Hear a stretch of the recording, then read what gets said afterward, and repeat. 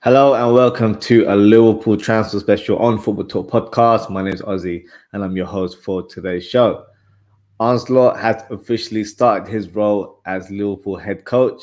Now, I know that title has caused a bit of a stir on social media. Personally, I don't see the problem with it, as that's literally his role. But he's got a big job in hand as he's replacing an icon in Jurgen Klopp, and that's going to be a hard act to follow. But thankfully, with the return of Michael Edwards, as well as a new director of football in Richard Hughes, we have the football operations in place to attack the transfer market and identify some new additions to the squad. So it's only right that I present my views and opinions on who I think the club should sign this summer. So let's start with the boring stuff and refresh our memories with regards to the homegrown quota, as it's a big factor to consider and it could shape our recruitment strategy for the summer. So as you can see on screen, let me read it out for you guys. So anyone that's listening. So a homegrown player means a player who, irrespective of nationality or age, has been registered with any club affiliated to the Football Association or the Football Association of Wales for a period continuous or not of 3 entire seasons or 36 months before their 21st birthday. So the big numbers that we need to look at is the squad number. What's the maximum size? So 25 players is the maximum number of players we can submit to the Premier League. The criteria is that we can't have more than 17 non-homegrown players, and the squad must contain a minimum of 8 homegrown players that are over 21 years old. So any players that are under 21 are not required to be registered. So that's one key detail that we need to look into. So this is the current squad. So I've also got some of the loanees that were out on loan, obviously, last season. So I've brought them back into the squad. Remains to be seen in terms of their future. But we'll start with the non-homegrown. So as you can see, we've got 14 players, which seems like a low number, but that's due to the fact that we had 3 players that were non-homegrown. So Thiago, Matip, and Adrian, who have all 3 have left the club this season. So that's why we've got less numbers in the non-homegrown section. If you look at homegrown, we're blessed in terms of the numbers. We've got 14 players there. A lot of them are loanees, so the likes of Vandenberg, Carvalho, Morton, Owen Beck as well. And you've got squad players or players on the fringes with the likes of Reece Williams and Phillips. So a lot of players there. So it should help us in terms of our future squad submission. And under 21s, you've got the likes of Bradley, Ramsey, Bajcic, McConnell, Clark, Ben Doak, Gordon, and Dance. So that is the current squad. Now, for me, the areas to improve without sort of making sort of any,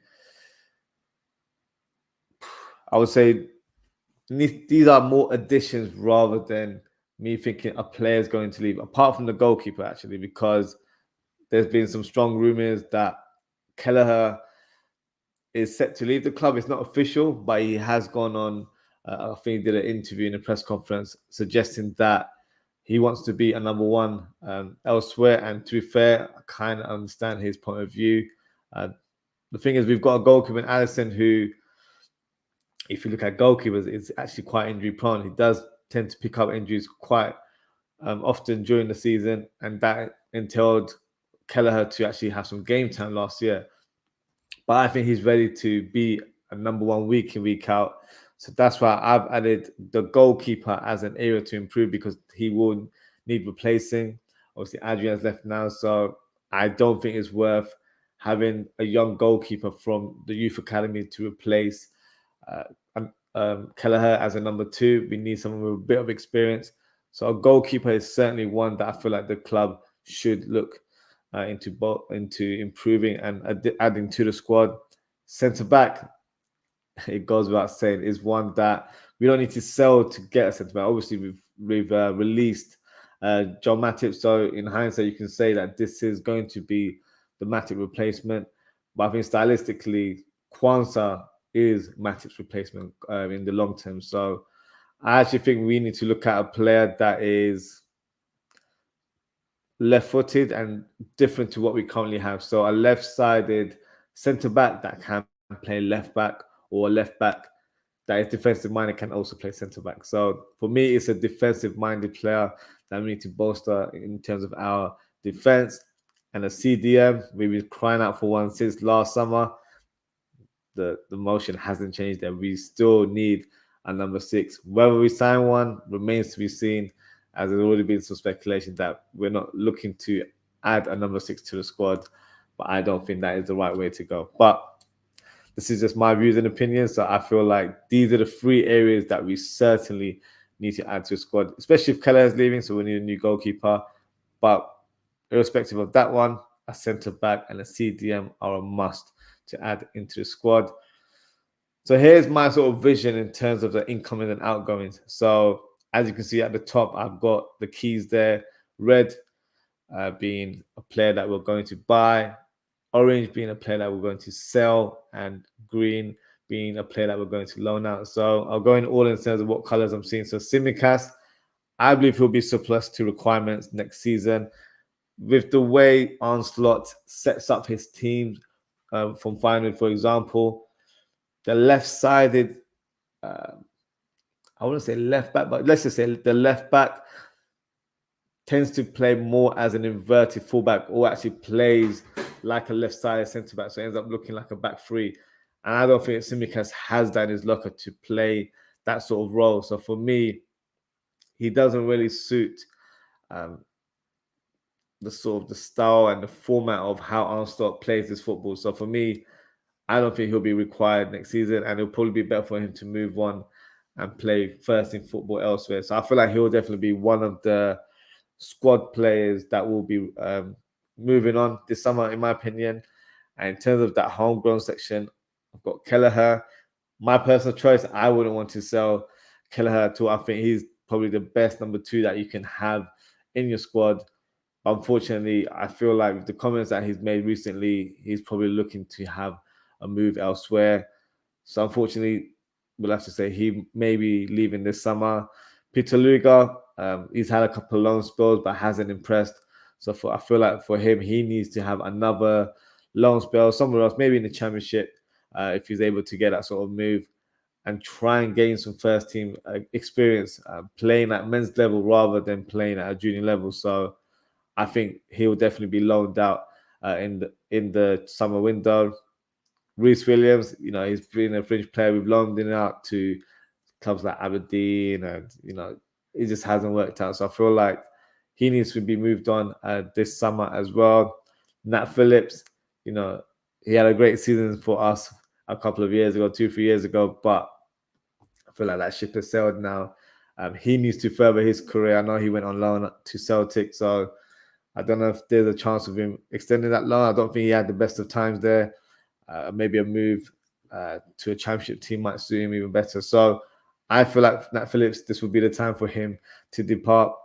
A surprising one would possibly be the next name, which is Owen Beck, who's had a fantastic season in the Scottish Premier League. I believe he was in the team of the season. I think he was player of the year for his club as well.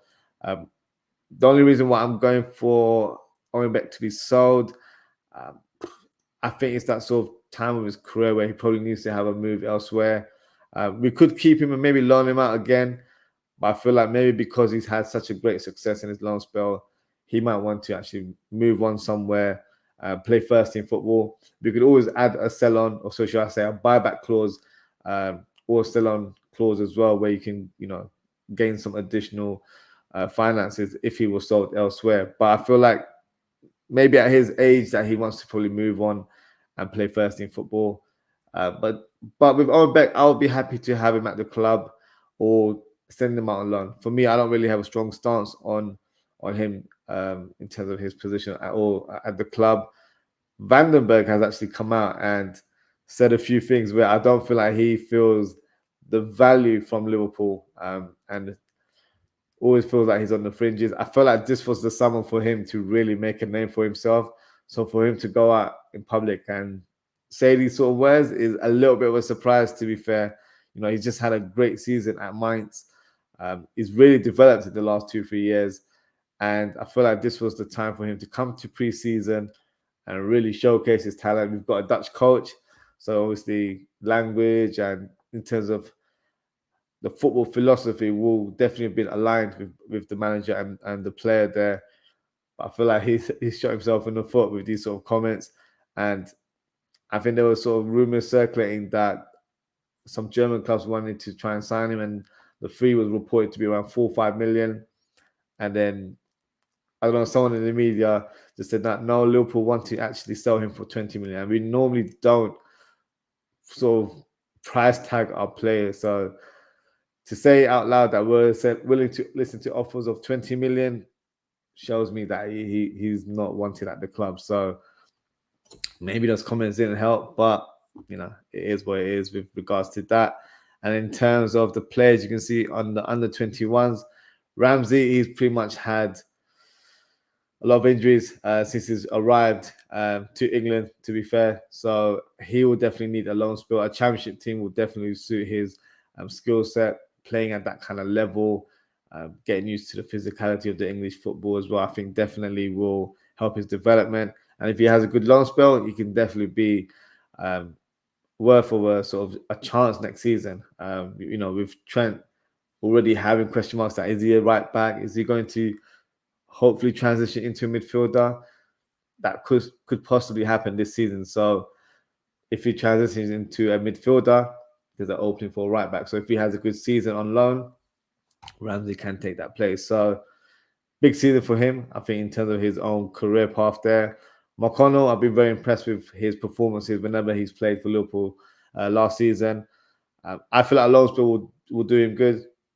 Similar to Tyler Morton, where I feel like the couple loan spells he has had at Blackburn and Hull City have definitely helped with his development.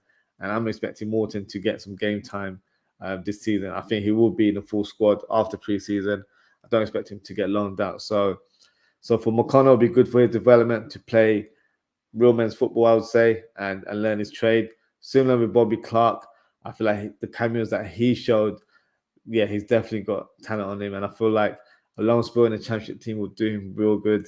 Learning his trade a bit more, playing up against tough defenders and different sort of oppositions will certainly help. So I feel like McConnell and Clark, in my opinion, should be loaned out to gain that valuable experience. Gordon, unfortunately, he's had some very serious injuries in the past couple of years, and he's just returned to full fitness. And I feel like he's at that age right now where he needs to challenge himself and play at a high level. Playing under 23s, I don't think it's going to further his development. So for me, a loan move would suit him. And Dan's as well. I would be happy to keep Dan's as a squad player, but I feel like from what I saw last season, if he was able to continue his development at a championship team or even a Premier League team, to be fair, I feel like that would definitely do him good. Playing in a league where it's a bit more physical in terms of your opponents, I feel like it would definitely help him speed up his process of becoming a top player, in my opinion. I feel like he's got a long-term future at the club, so it's not just shipping him out on loan, see how he does. I feel like the loan will be great for his development, and I can see him having a big future at the club. So I think a loan for Dance would be useful in terms of how he progresses going forward. So yeah, so that's just my views on some of the youngsters there. So in hindsight, my squad will be adding 2 new players that are non-homegrown, so a new centre-back and a new CDM. The new goalkeeper could easily be a non-homegrown player, but I feel like maybe it's just my way of thinking. I feel like your backup players should be homegrown. So like your backup goalkeeper or your third choice goalkeeper. Look at Scott Carson. He's been at Man City for God knows how many years. He's only made a couple of appearances and he's just got a new contract extension. So he's certainly there to meet these homegrown criteria. So I feel like for us, we need to have a goalkeeper that meets that quota as well. So he'll be the 9th player. So we would have exceeded sort of our requirements there. So it's not really about numbers. It's just trying to have less non-homegrown players. So in the future, if we wanted to add someone from Europe or South America, then we have vacant spaces to make more additions in the future. So for me, that would be the 3 new additions going forward. Actually, one thing I forgot to mention, as you can see here, I've got Salah, Nunes, and Diaz with question marks. So as of yet, there's no sort of concrete news or any certainty that these guys will be staying at the club or they'll be sold. So with Diaz, if I had to choose one, if I was a betting man, which I'm not, I think Diaz is the most likely player to depart on the basis that his dad keeps on doing interviews, and the rumors sort of circling around Barcelona haven't been shut down. He's also been linked to a move to PSG. So I feel like there is something in it. I feel like he's probably looking to move on. He's been requesting for an improved terms in his contract. I think one of the lowest earned players in the first team. I think it was about 50, 60K or something along those lines. So I don't know what the club's stance is. It'd be interesting to see if Michael Edwards fancies him as well, because it wasn't technically his signing. So I feel like Diaz is probably one that I'm 50-50 on in terms of do I see him at the club or not. Darwin Núñez, I think, will probably be given a chance to play next season. I personally would sell him, and some fans might not agree with that. From the appearances that I saw of him towards the end of last season, for me, it was just blatantly obvious that he's not a real finisher. He's had two years to improve in that part, in that department, and for me, he's still erratic. Doesn't have that composure in front of goal to be a true lethal finisher and a top striker in world football. So I know he's got the raw ability and he's got very good speed and he's hard to play against sometimes, but he's very inconsistent in my opinion. So I would probably prefer to have a player that's a bit more clinical in front of goal. But I do see him staying at the club. And Mohamed Salah, there's no sort of rumors or any sort of feeling that he'll leave as well. I think he'll probably stay at the club. Remains to be seen if he gets a contract extension or he plays another season and leaves on a free next season. That would be suicidal. I feel like if you are going to keep him, give him a 1 year or 2 year extension. 2 year extension, to be fair. Actually, no, because he's got 1 year left. So 1 year extension. So next summer could be the moment where we can review his appearances in the season, and if we feel like he's still able to play at a high level, keep him on board. If not, and then we're getting big offers from Saudi, because trust me, Saudi will always have an interest in Mohamed Salah. Whether he's like 35 or 40 years old, he will still always have that appeal going over to Saudi Arabia. So for me, that offer will always be on the table. So it's not just about taking it now or it will never come again. It will come again every summer. So I think he will stay for one more season at least. And then I think next season they'll review his performance, see how he performs. It'll be interesting to see where he plays, but I'll delve in that a little bit more during the show. So let me know what you guys think in the comments.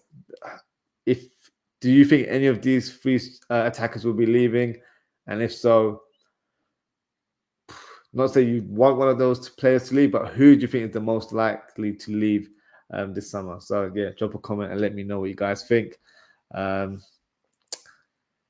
Let's move on to the next one. So we've done that. So here are some targets for the goalkeeper. So this one's been a bit of a tricky one for me to do, as it's very hard to try and find a number two to just come in. It's a hard sell, because they know that they're going to be second fiddle, and at most clubs you wouldn't get game time. At Liverpool, you would get a chance. You'd play in the cup games. You'd play in the Premier League here and there, especially if Alisson picks up another injury. But it's not an easy one to call. So for me, the first one that's been linked is Justin Bilo. So he is the goalkeeper finalist. Obviously, we're going to get linked to any decent player from Feyenoord, so it's no surprise there. £10 million is the reported fee. Some believe that it's already a done deal. I'm not quite so sure. I've not really heard any sort of concrete news about that. My only question would be that would he want to leave a club where he's number one to join Liverpool? That's number two. Some will say yes, because you can play. You play a good level of games at Feyenoord, but it's not the same at being at a big club like Liverpool, not disrespect to Feyenoord, and still getting game time here and there, but you're experiencing a new level of football in a big club in a different country. So it could appeal to him. He's 26 years old, I believe. So he's still at a good age. He's at his prime age for a goalkeeper. So I'm not quite so sure. I don't think he'll leave, but who knows? Remains to be seen. But he's definitely one that's been linked to the club currently. Another player is Anthony Patterson. So highly rated goalkeeper from the Championship, plays for Sunderland. He's available for 10 million. I believe he's around 24 years old. So he kind of fits that profile that I feel like FSG or however you want to phrase will look into. It's pretty much a like-for-like replacement for Kelleher, where similar age. The only difference is with Patterson playing at Championship level and Sunderland weren't promoted last year. That's probably a good sort of player to try and sign or recruit because he's not even playing at Premier League level, but we're offering him the chance to play for a big club, play in the Premier League, and also play in the Champions League as well, because there will be a lot of games that we need to play going forward. So I feel like he fits the profile in terms of what we want as a number 2. So that's definitely one to look out for. He's already linked with, I believe he's linked to Everton, and he has been linked to other clubs in the Premier League. So highly sought after right now. So it won't be easy to attain. But I think, if Liverpool come knocking, I'm sure he'll definitely consider the move. Another one that we've been familiar with last season in the Premier League is Bart Verbruggen, Brighton goalkeeper. He only arrived at the club last summer for around 15 million. So I think in terms of his performance last season, I think he performed really well. The only question mark for him would be that he was rotated quite a lot.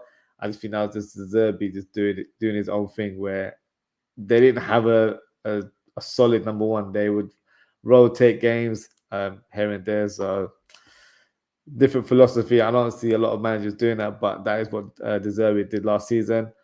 For me, he's a good shot stopper, very good on his feet. So stylistically would suit the way Liverpool play in terms of how our goalkeepers are set up in terms of Alisson. Our keeper is a sweeper keeper, so they need to be good with distributing the ball, and Verbruggen certainly has that in his locker. So I think it'd be a good addition. However, paying 25 million for a backup goalkeeper, I don't think it's the sort of fee that we're looking at. And that goes on to Aaron Ramsdale, who's been strongly linked with a move to Liverpool recently in the last few days. 30 million is the quoted fee. Chelsea, Newcastle have also been linked. I just don't see that happening. Liverpool signing Ramsdale. I like him as a goalkeeper. I do think he's a good goalkeeper, but that's too much of a high price for us to sign a backup goalkeeper. He will get games, but no, we need to watch our pennies, because I'll be brutally honest, guys, I don't even know what our budget is this season. Now, some fans will say that, we've got money because we made that big bid for Caicedo last season. I don't know if that was a PR move or what, because nothing came out of it. So it might seem that we have the money to kind of splash on certain players, but we're not going to certainly splash out 30 million for Ramsdale. So that's definitely not happening. But we'll see. I do think we need to sign a keeper of good quality to play number 2, because our number 2 will actually play games rather than what you see at other clubs.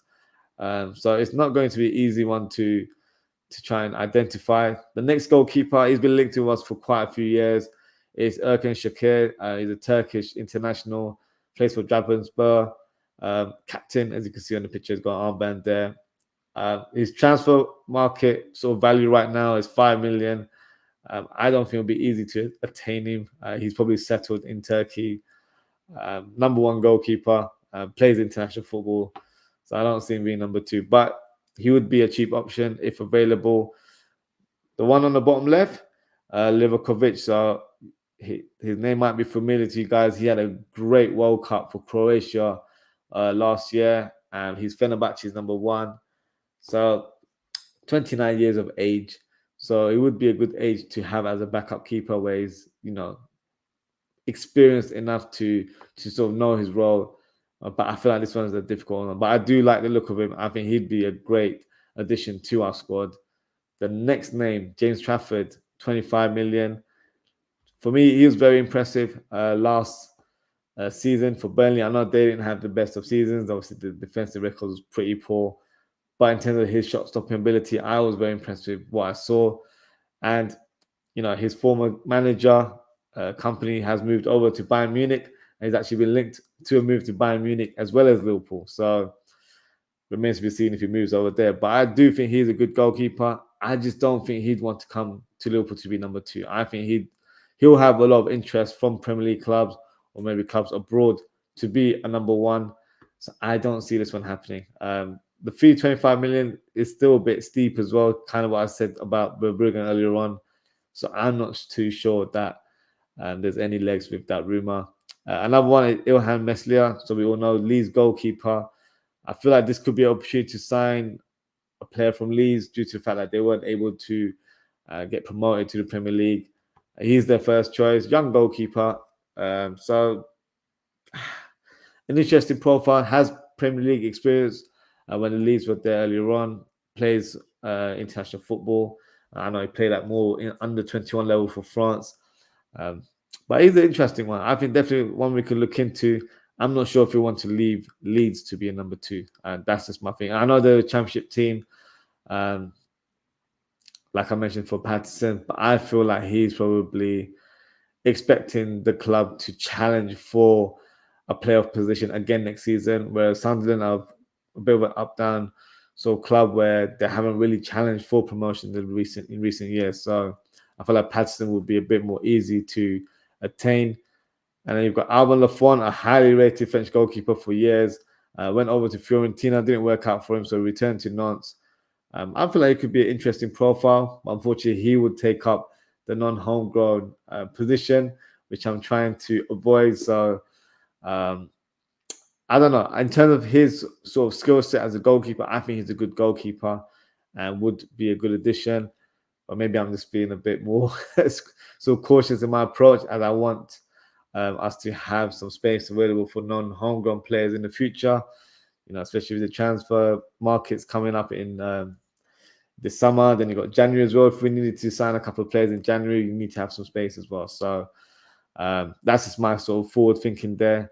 And Alphonse Areola, obviously he's non-homegrown, but the thing with Areola, you know what you get with him. He's a goalkeeper that's played for big clubs in the past, like PSG, Real Madrid, and has done really well for West Ham. I know he signed there last season, but even prior to that, when he was at Fulham, I thought he was really good. I've always been a fan of him. I think he's a good shot stopper. To have a player like him in the squad, I think will actually be quite vital in terms of the locker room because he provides a lot of experience.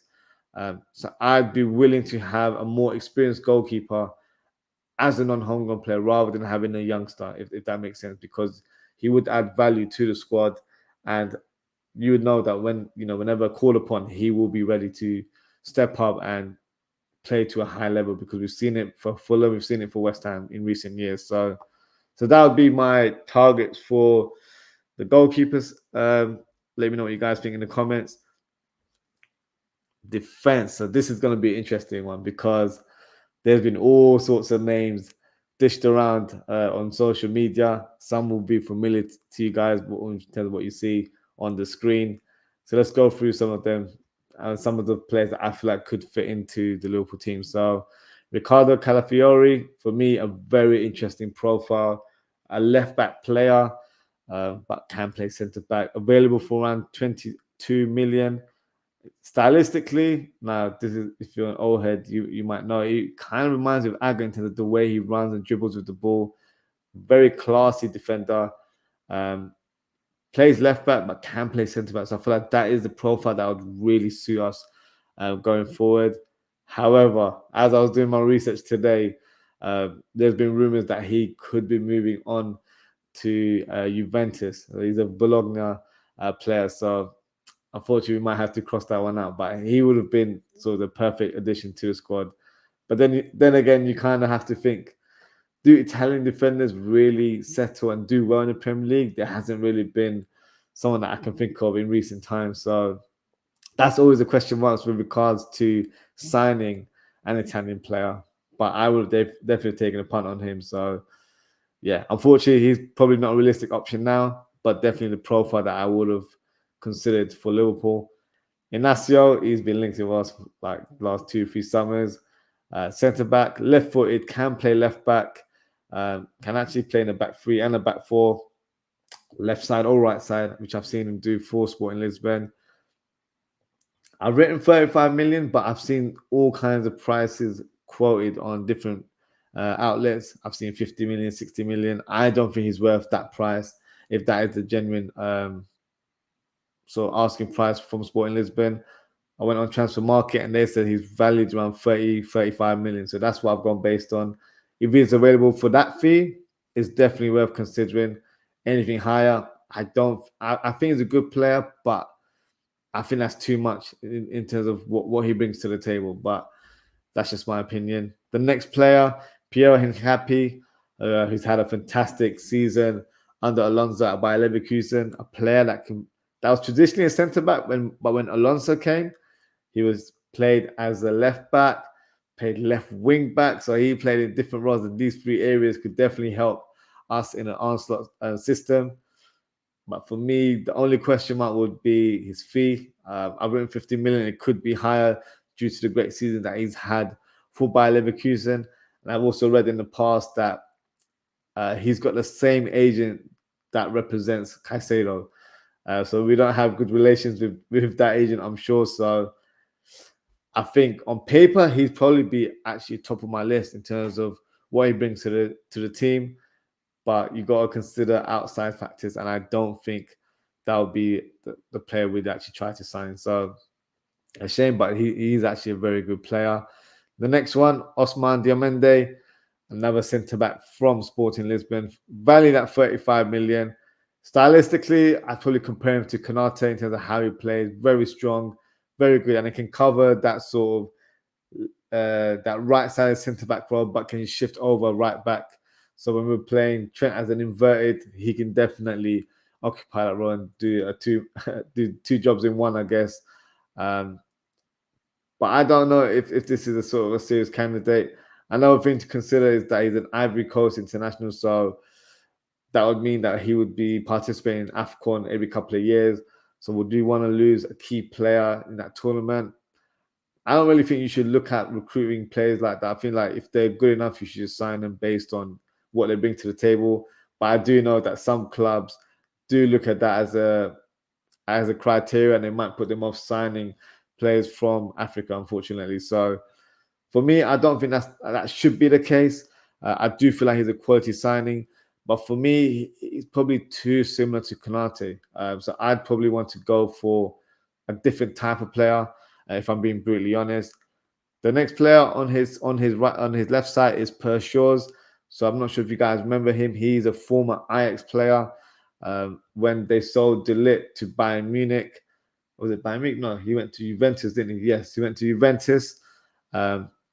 This guy came in and replaced him straight away, and people just made jokes that he's literally a carbon copy of De Ligt in terms of how he played, because that's how much of an impression he made in the Ajax team. And then he's moved over to Torino and has done quite well there, to be fair.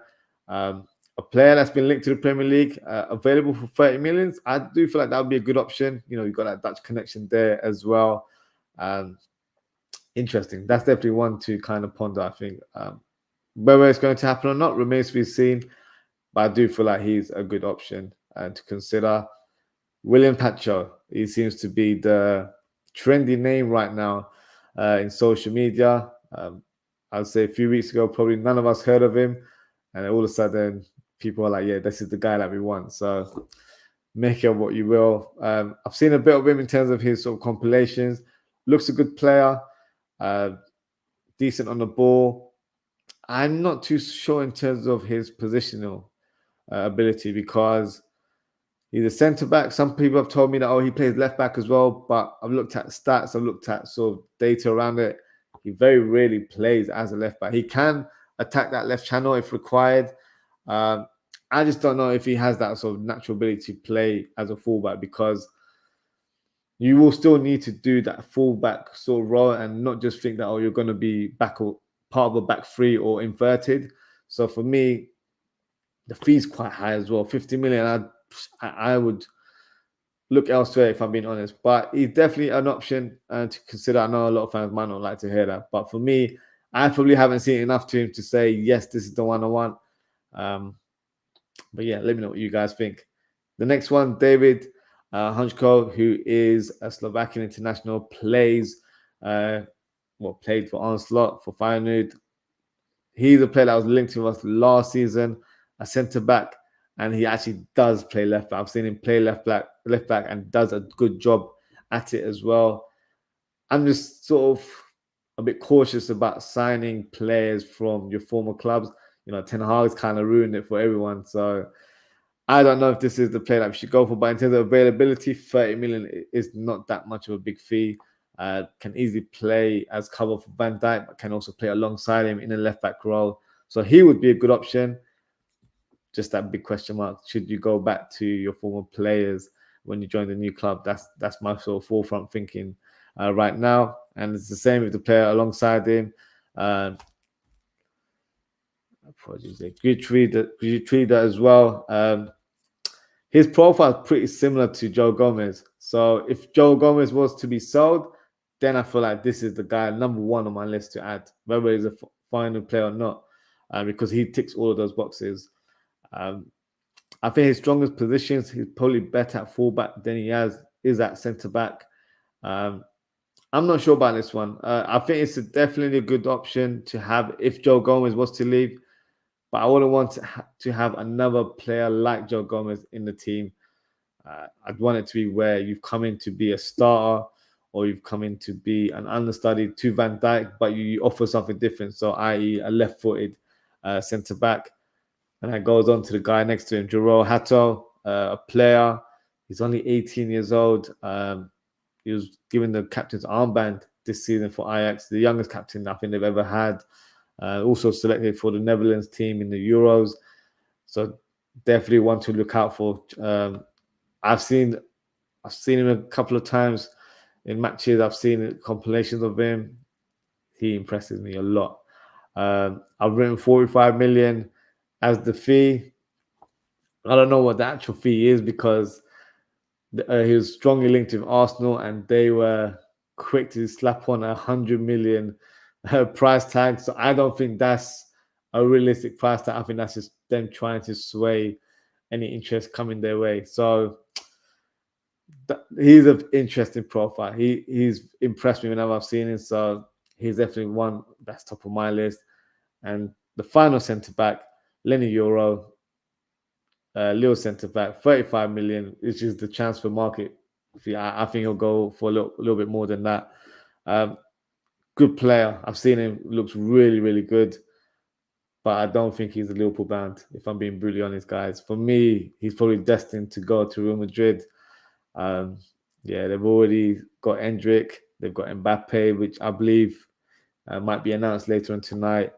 And Alphonso Davies is one that's strongly linked to the club.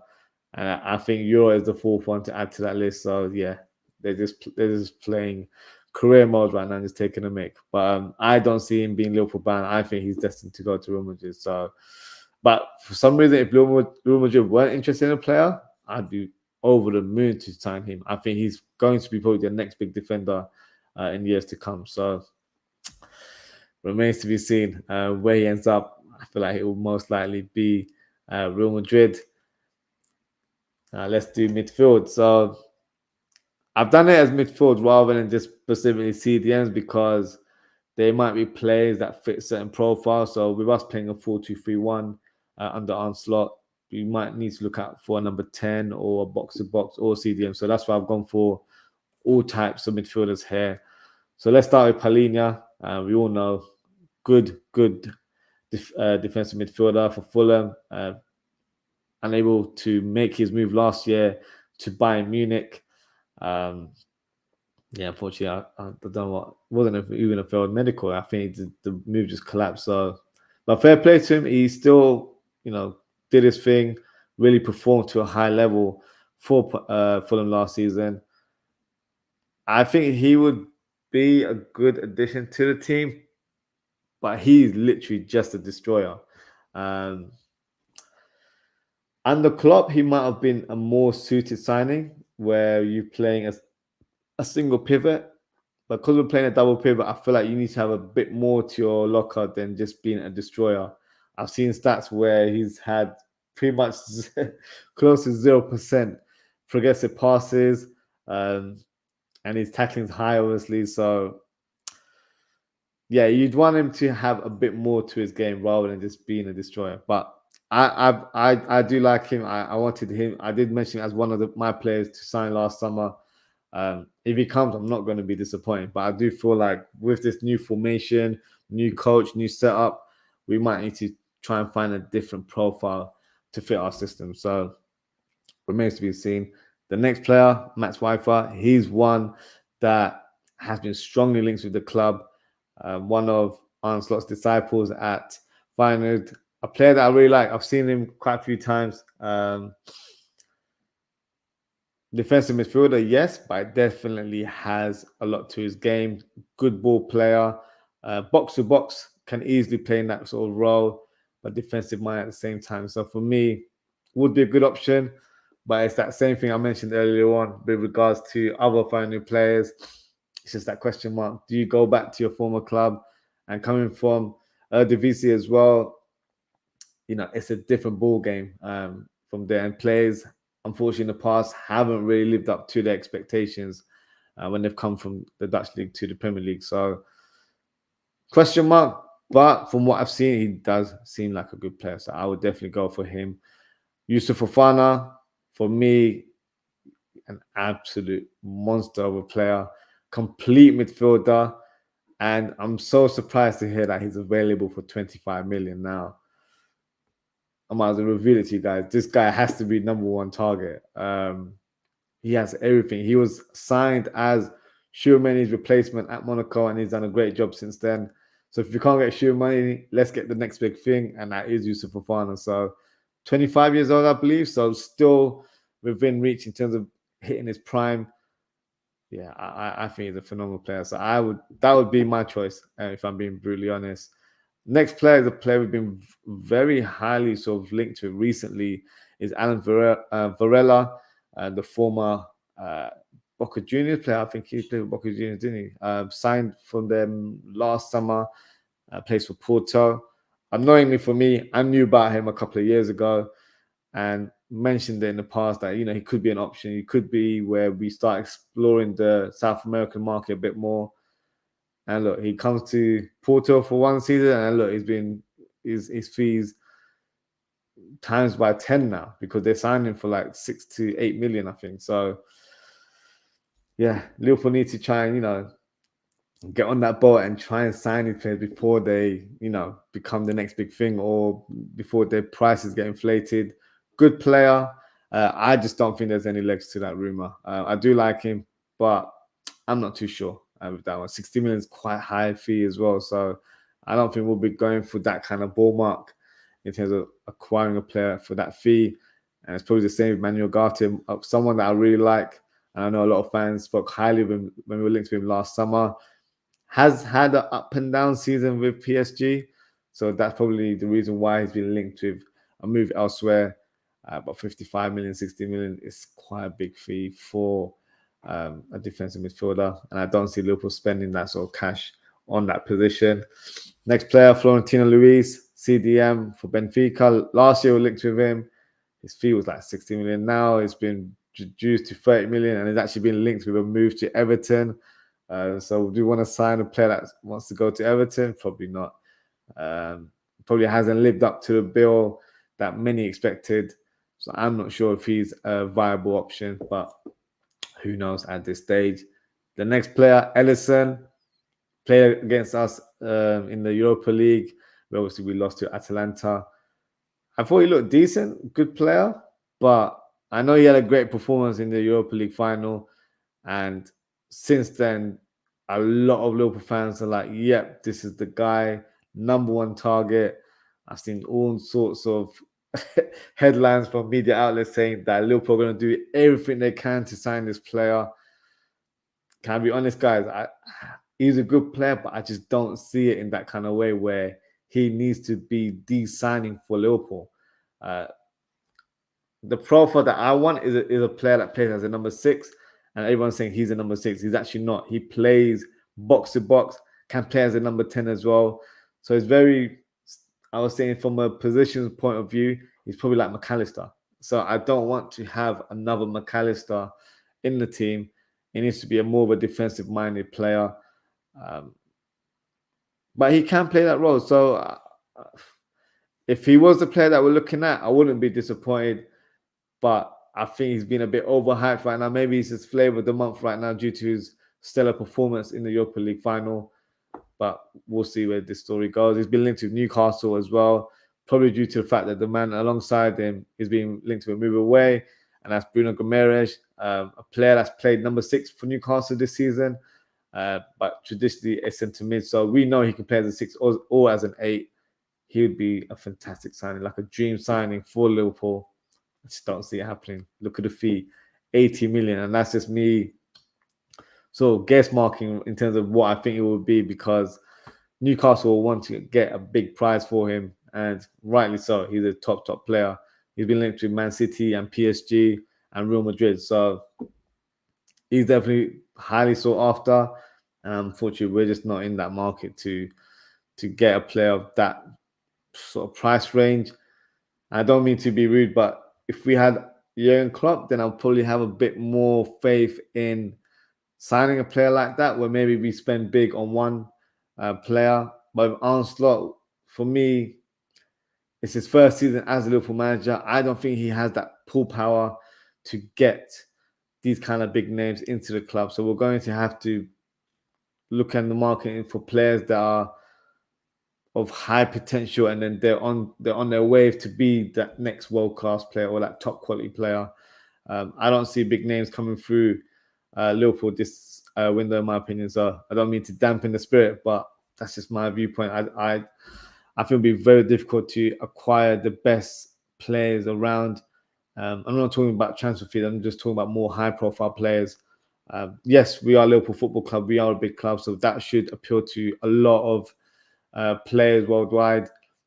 But the manager also has pulling power, and Jurgen Klopp certainly had that in his time at Liverpool. So I think it'll be very difficult to acquire a player like Bruno Guimaraes.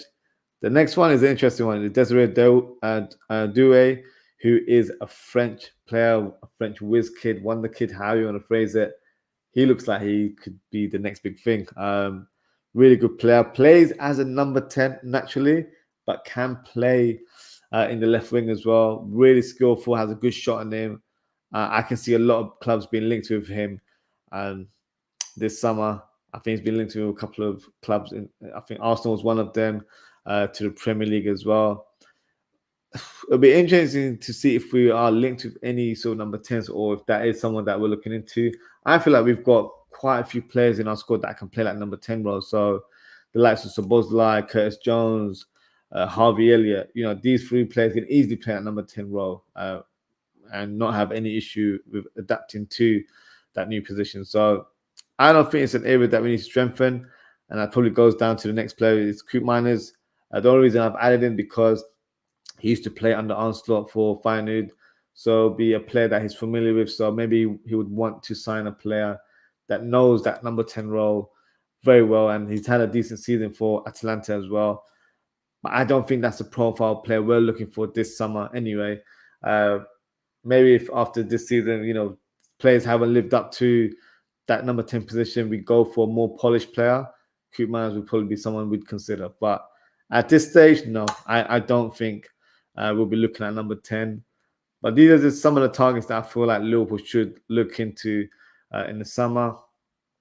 And the next stage, attackers. So as you can see, I've got a range of different types of attackers. I've got strikers, left wingers, right wingers. We'll start with Alexander Isak. I'm just getting a sip of water, because this is the guy that I've been speaking about for weeks as my dream signing for Liverpool. Just like the same situation that I mentioned for Bruno Guimaraes. I don't see it happening.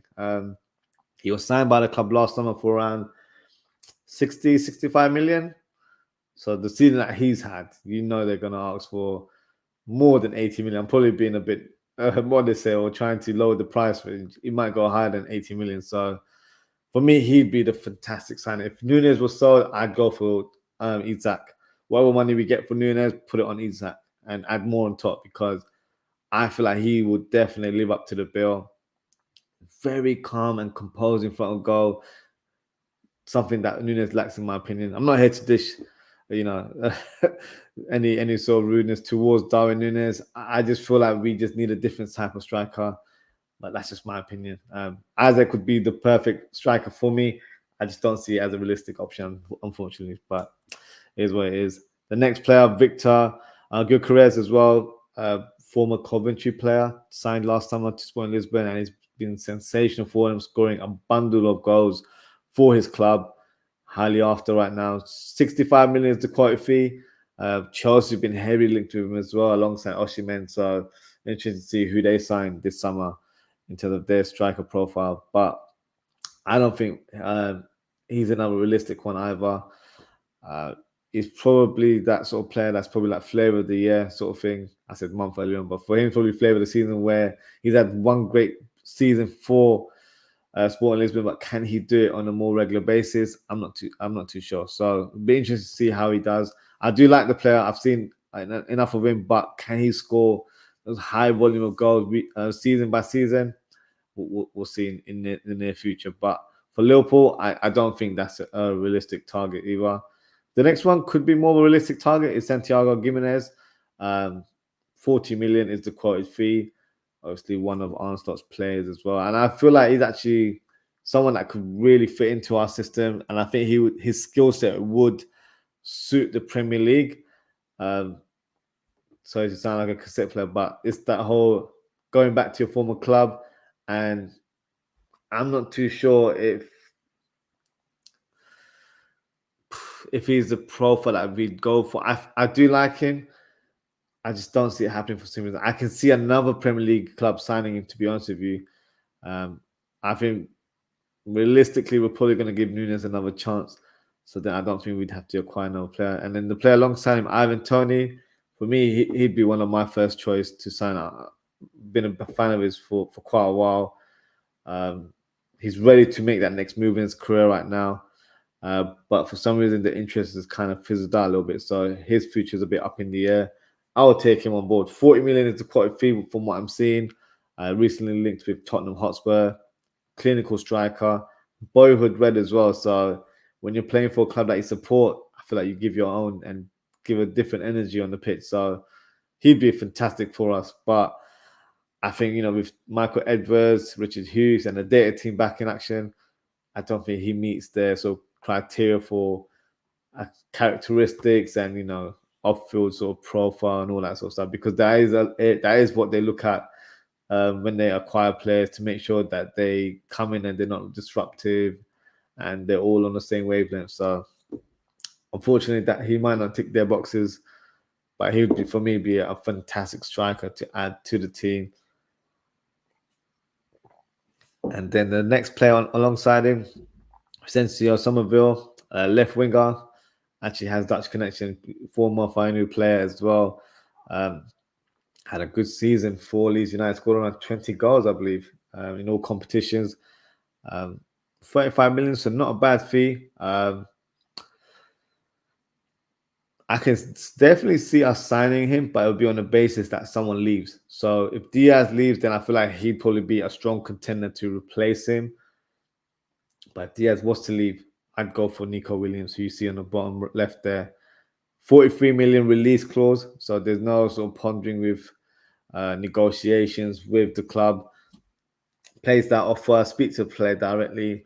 From what I've heard, he's actually asking for a ridiculous salary, but that's probably due to the fact that he's been linked to PSG and Man City and a lot of these big clubs.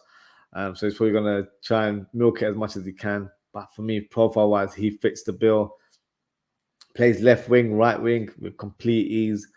Has a lot of potential, really good in terms of his end product at his young age, and he can finish as well. So for me, he'd be a fantastic replacement for Luis Diaz if he left the club. But as of yet, I don't think we'd sign a player on top if anyone doesn't depart. So that's just my viewpoint there. And the 4 remaining players are all right wingers, and probably looked at as potential long-term successors to Mohamed Salah. Mohamed Kudus, I wanted him last summer, if I'm being brutally honest. Thinking that we should have got that long-term successor last summer rather than right now. And they bought him for around 35, 40 million.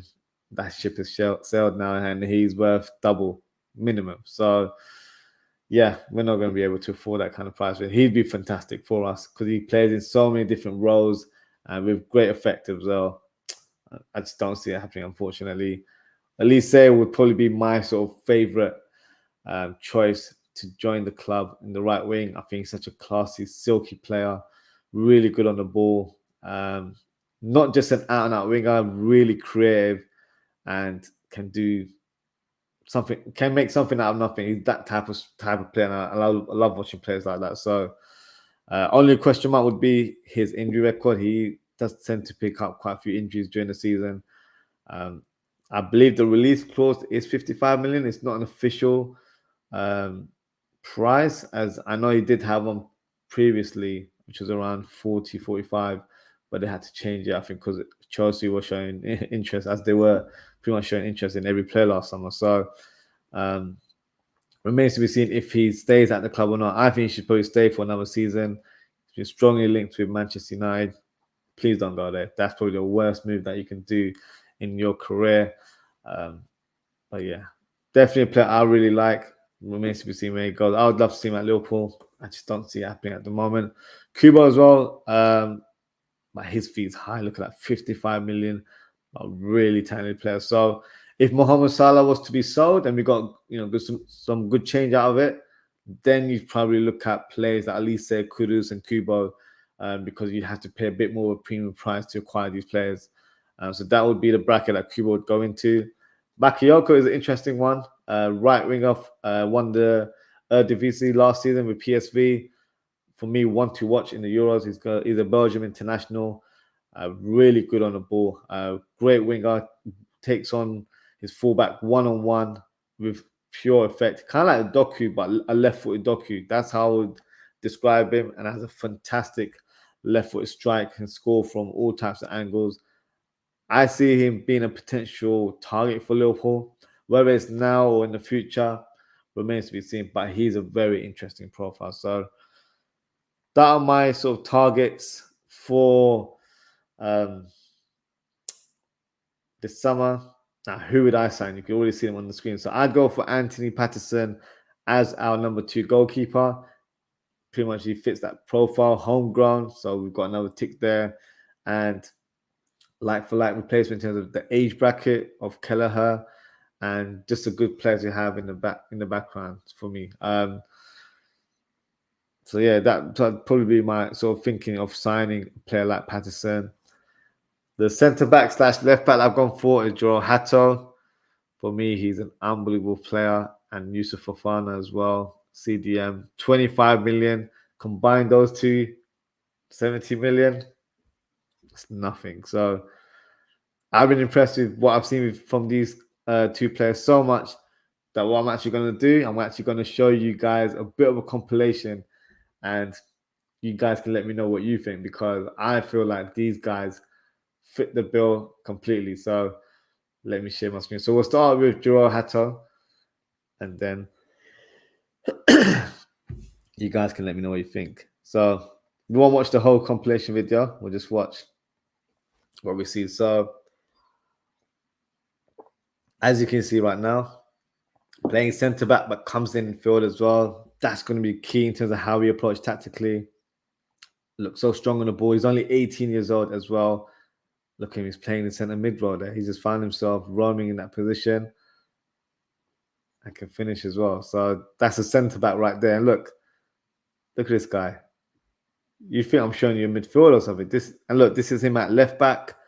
Look how comfortable he's on the ball. Such pace, such drive. Strong tackle as well, as you can see there. Okay, that's from a centre-back position. Really strong in the tackle there. Very athletic. Look, doesn't even get pushed out the way. Good on the ball.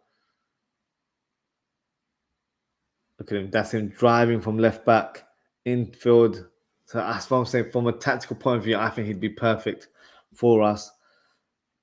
The fee will be high though because he's very highly regarded. But 18 years old, you can even see him as a future replacement for Van Dijk, in my opinion. So look at that through ball there. Nice pass from him. Look at him making another block. So comfortable on the ball. Great acceleration. Great tackler as well. So for me, he has everything in his locker. So I'll leave the link in the description for you guys to watch the rest of this. But for me, he fits the bill. He would be the perfect signing for us. And then in terms of the next player, I'm going for Fofana. I've got to show you a compilation for Fofana. So for me, this guy has everything. Everything is locker. And he's not just the typical destroyer, physical player. He can actually play football as well. So watch this. Look at the tackle with ease there. And a good thing him as well, he can play in a double pivot, can play in a single pivot as well. So if we had to switch up tactics and play a 4-3-3 like we did with Klopp, he can easily play at number 6 role all by himself and allow the 2 number 8s to go on and be the attack-minded players for us. So look at that left-footed finish. That's the number 6 there, by the way, guys. Look, another one. Nice finish there, bottom corner for France as well. If you're getting selected for the France team, you got to have something about you because to be selected for that squad, it's like a lottery, to be fair. There you go, another chance here, scoring from close range. Well, look, really good tackling on the ball. Good ball carry as well, good with his dribbling. Look at a long crack from there. You take some good shots as well. He can finish as well. So as another sort of weaponry to our midfield. And look, good technique there, holding off 3 players. He's impressive, and for 25 million, come on, guys, that's peanuts in this day and age. So for me, that has to be a player that we seriously look into and try and sign.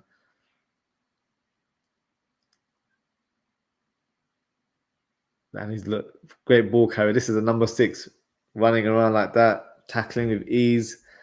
So yeah, so I'll drop a link for this one as well. So this is, let me give a shout out to the guys that made the compilation. Shout out to 360 Edition. I featured one of their videos yesterday as well. And the other one was SVMM. Shout out to them as well. They do a lot of compilations. They've got over 1 million subscribers. So yeah, make sure you subscribe to their channel. I will add them to my description so you can watch the remaining of that compilation and see why I'm so hyped about these 2 players. And I'm genuinely feel like if we get these 2 players, they would be amazing additions to our squad. Now, let's speak a bit more in terms of these 3 players that have been strongly linked to a move away from a club. Now, if Salah, Nunes, or Diaz was sold, who would be my first choice sort of replacement for these players? I did touch on it earlier on. So Elise would be my personal choice. I just think he brings something different to the team. He brings goals, assists, but he's a magician on the ball. Not just a pace merchant on that right wing. So I feel like he'd be a fantastic addition. Alexander Isaac for me is that guy. So yeah, he'd be a dream signing to replace Darwin Núñez, and Nico Williams for me would be a fantastic replacement for Luis Diaz. But let's come back to reality. Let's not, hang around in cloud 9. If those players were sold, who would be realistic options for me? Bakayoko is a good profile. I do like the look of him, and I wouldn't be disappointed if he was signed as Salah's replacement or even as an understudy this summer. I wouldn't be too surprised to see that happening. But due to not knowing the budget for the summer spending, I'm not sure if that would be a priority, especially if none of these 3 players were actually sold. So this is just in terms of hindsight. If these players are sold, who would I bring? I can see Santiago Jimenez coming in as Nunes' replacement. Even though I do feel like he might be suited to play for another team in the Premier League, the likes of sort of Tottenham, even the Chelsea, to be fair. And then Somerville would probably be a bit more of a replacement for Diaz, but I feel like it would present Gakpo as the first choice left winger, and then he will play back up to him as well. So that would be sort of my direct replacements there. Before we conclude the show, what I'll do is I will present what my first team and what my second team will look like if we were able to sign all of these players. But before I do that, so we have a lot of comments here. So let's see what we have. Start off with Philip Bidwell. Big up Philip. He says, a starting DM, and if Kelleher goes, which I don't blame him, as in my opinion, he'll be a number 1 and somewhere else a number 2 keeper. 100% Philip, I totally agree with you. A DM for me is a must, 100%. And the point about Kelleher, I don't blame him as well. So that's why I didn't really have sort of like any negative feelings about it. It's very understandable. He's at a stage of his career where, you know, he's been number 2. He's shown that he's good enough to be a number 1 elsewhere. So it's probably the right time for him to move on. So, yeah, that's why I've looked at other goalkeepers. Before today, I didn't really think about it too much, but I thought, you know what, with the recent comments that he's come up with in the press conference, it might be worth actually looking to another keeper. So let's see how that pans out for us. We've got a comment here from Richard. It says, hi, Ozzy, assalamu alaikum. Walaikum assalam, Richard. He says, how are you to all Muslim brothers and sisters around the world? Hajj, Eid, Free Palestine. Many thanks to you as well, Richard. He says, will Onslaught and the board will have the pull power, major marquee signings, and spend quality players to get into the first team to challenge EPL, UCL, FA, and EFL Cup? Great question, Richard. I touched on it earlier on. I don't want to be the bearer of bad news. I don't think we do. I don't think we will have that pull power like we did when we had Jurgen Klopp in the helms. I think we're going to go back to that previous strategy when Michael Edwards was here and sign players that have huge potential but are on that cuff of becoming a top level player. And there's nothing wrong with that. It's just that I think because we've had players like Alisson, Van Dijk that have come in, we're probably expecting that level of signings to come into the club as well.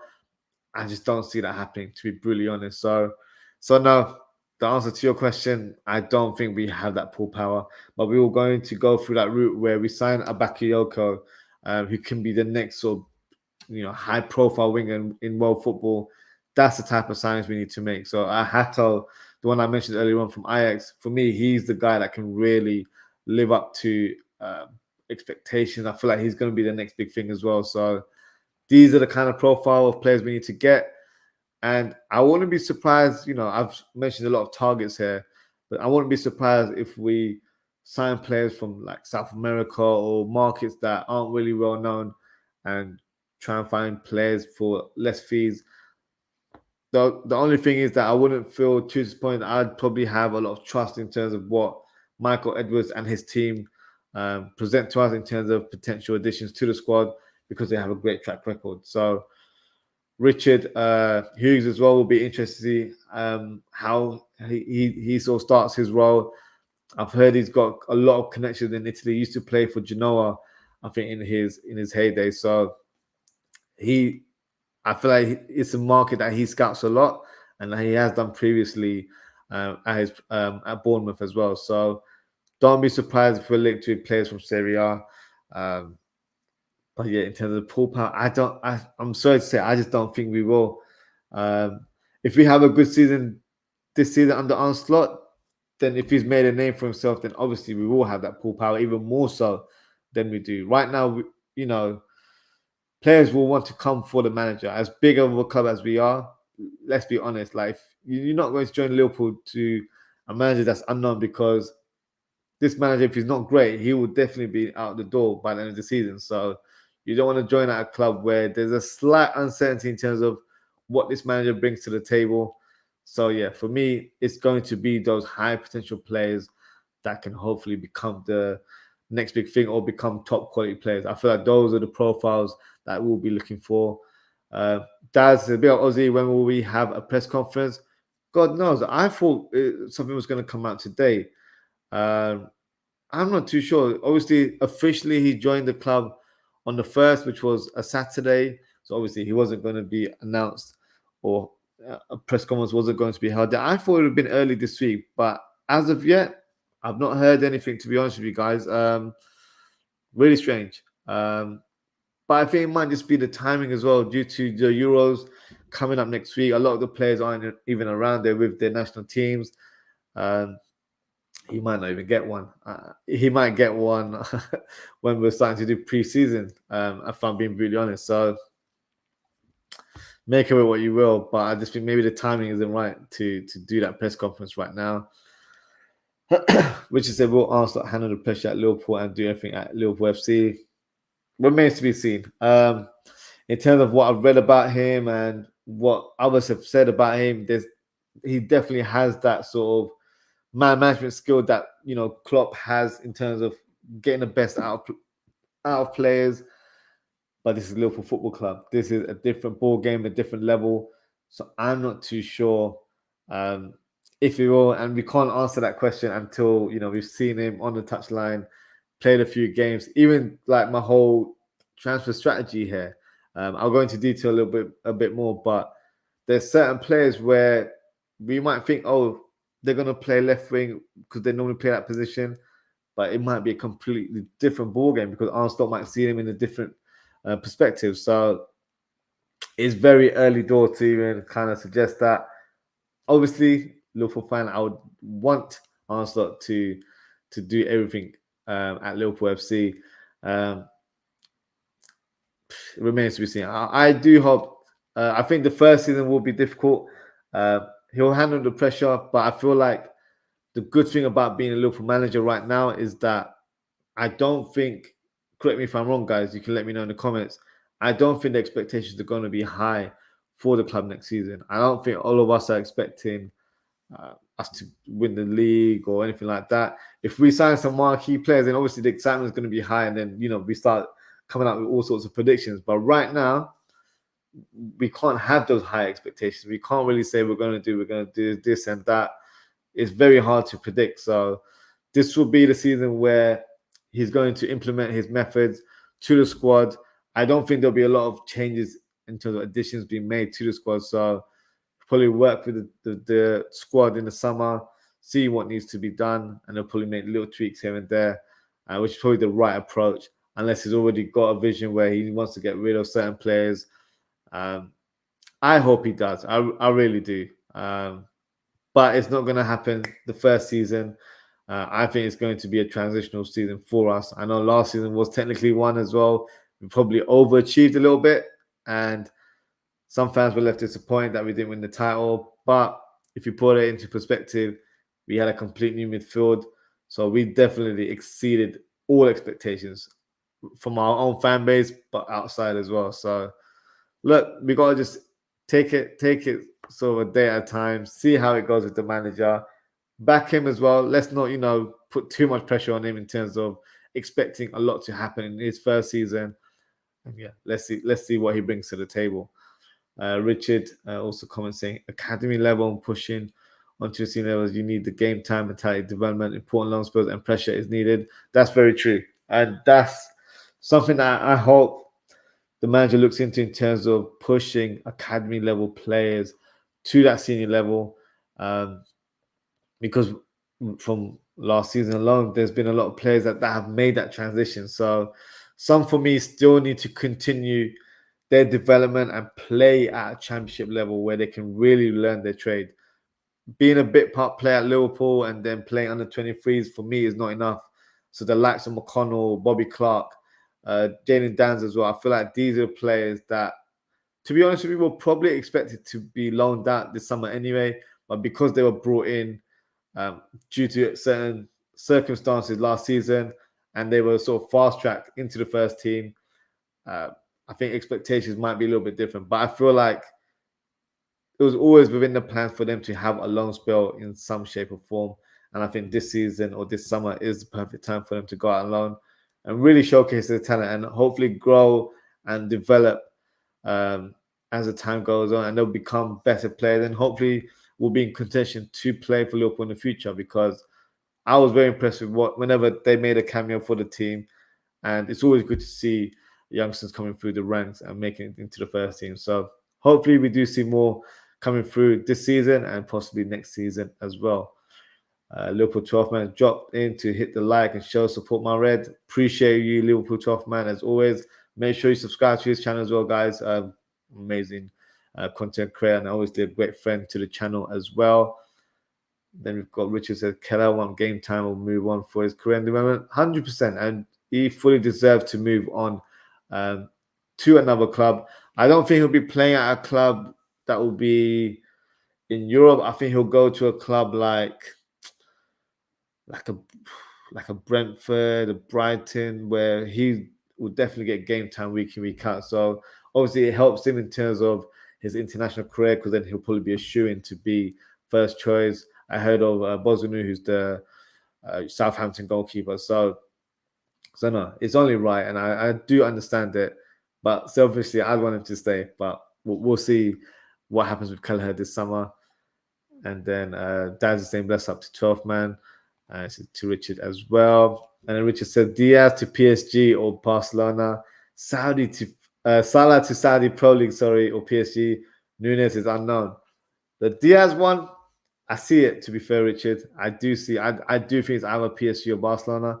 God knows Barcelona have the money, because the price is around 65 million, what's been quoted. Do they have the money?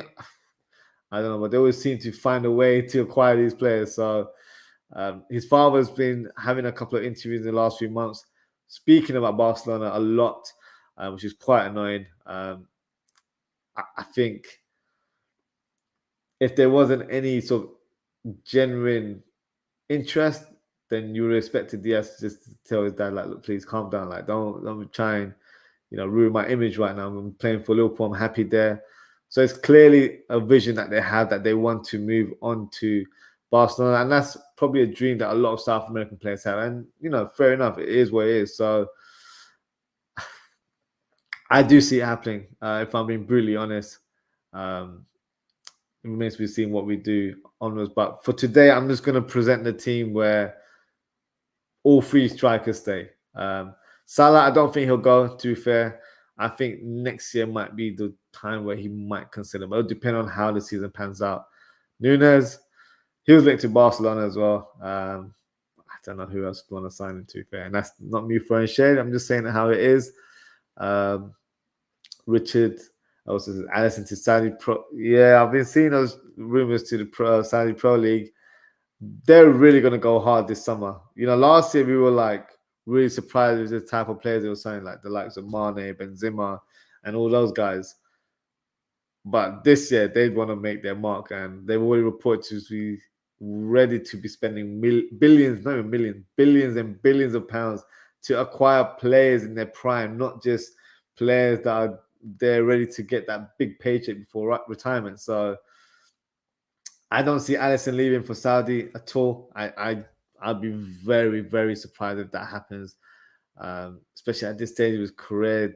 That move does not make sense whatsoever. So hopefully that is not the case. But yeah, summer's just begun. Let's see how it goes. The rumor mill will be flowing. So yeah, do take all of these rumors with a pinch of salt. A lot of them don't have any truth in them. So yeah, it's just agents trying to fire up stories or trying to engineer moves for their players, as media just trying to get clicks as well. So yeah, gotta take it with a pinch of salt.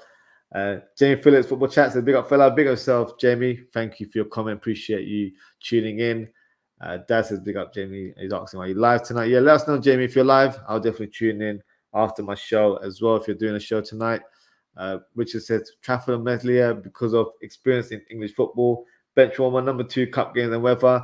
So yeah, Trafford for me, I feel like would be a good player.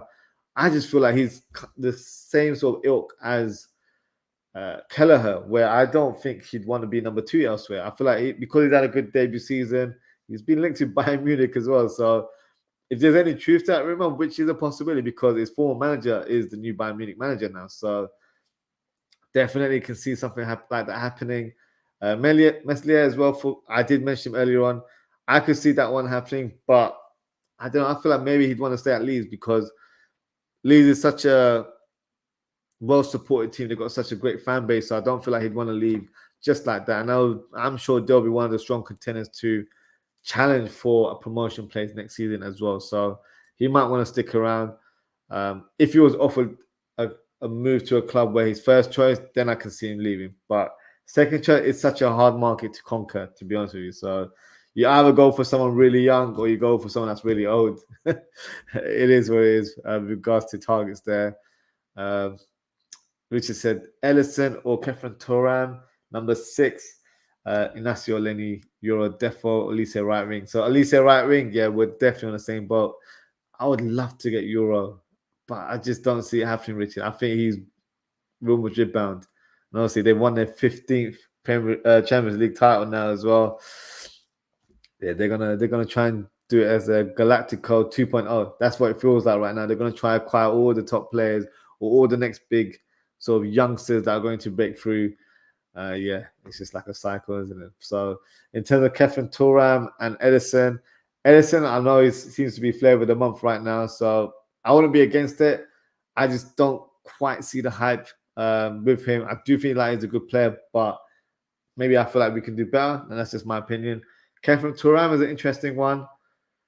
He's not had the best of seasons from what I've read, from what I read, I believe he's available for a very cut price of like 15 million. So could be an option, but he was one of those hybrid players that could play as a number 6 and number 8. He's not really a solid number 6. So maybe the ship is sailed with Kefren Turam. I'm not too sure. He's also been linked to a move to Inter Milan, which I can see happening, obviously joining his brother there.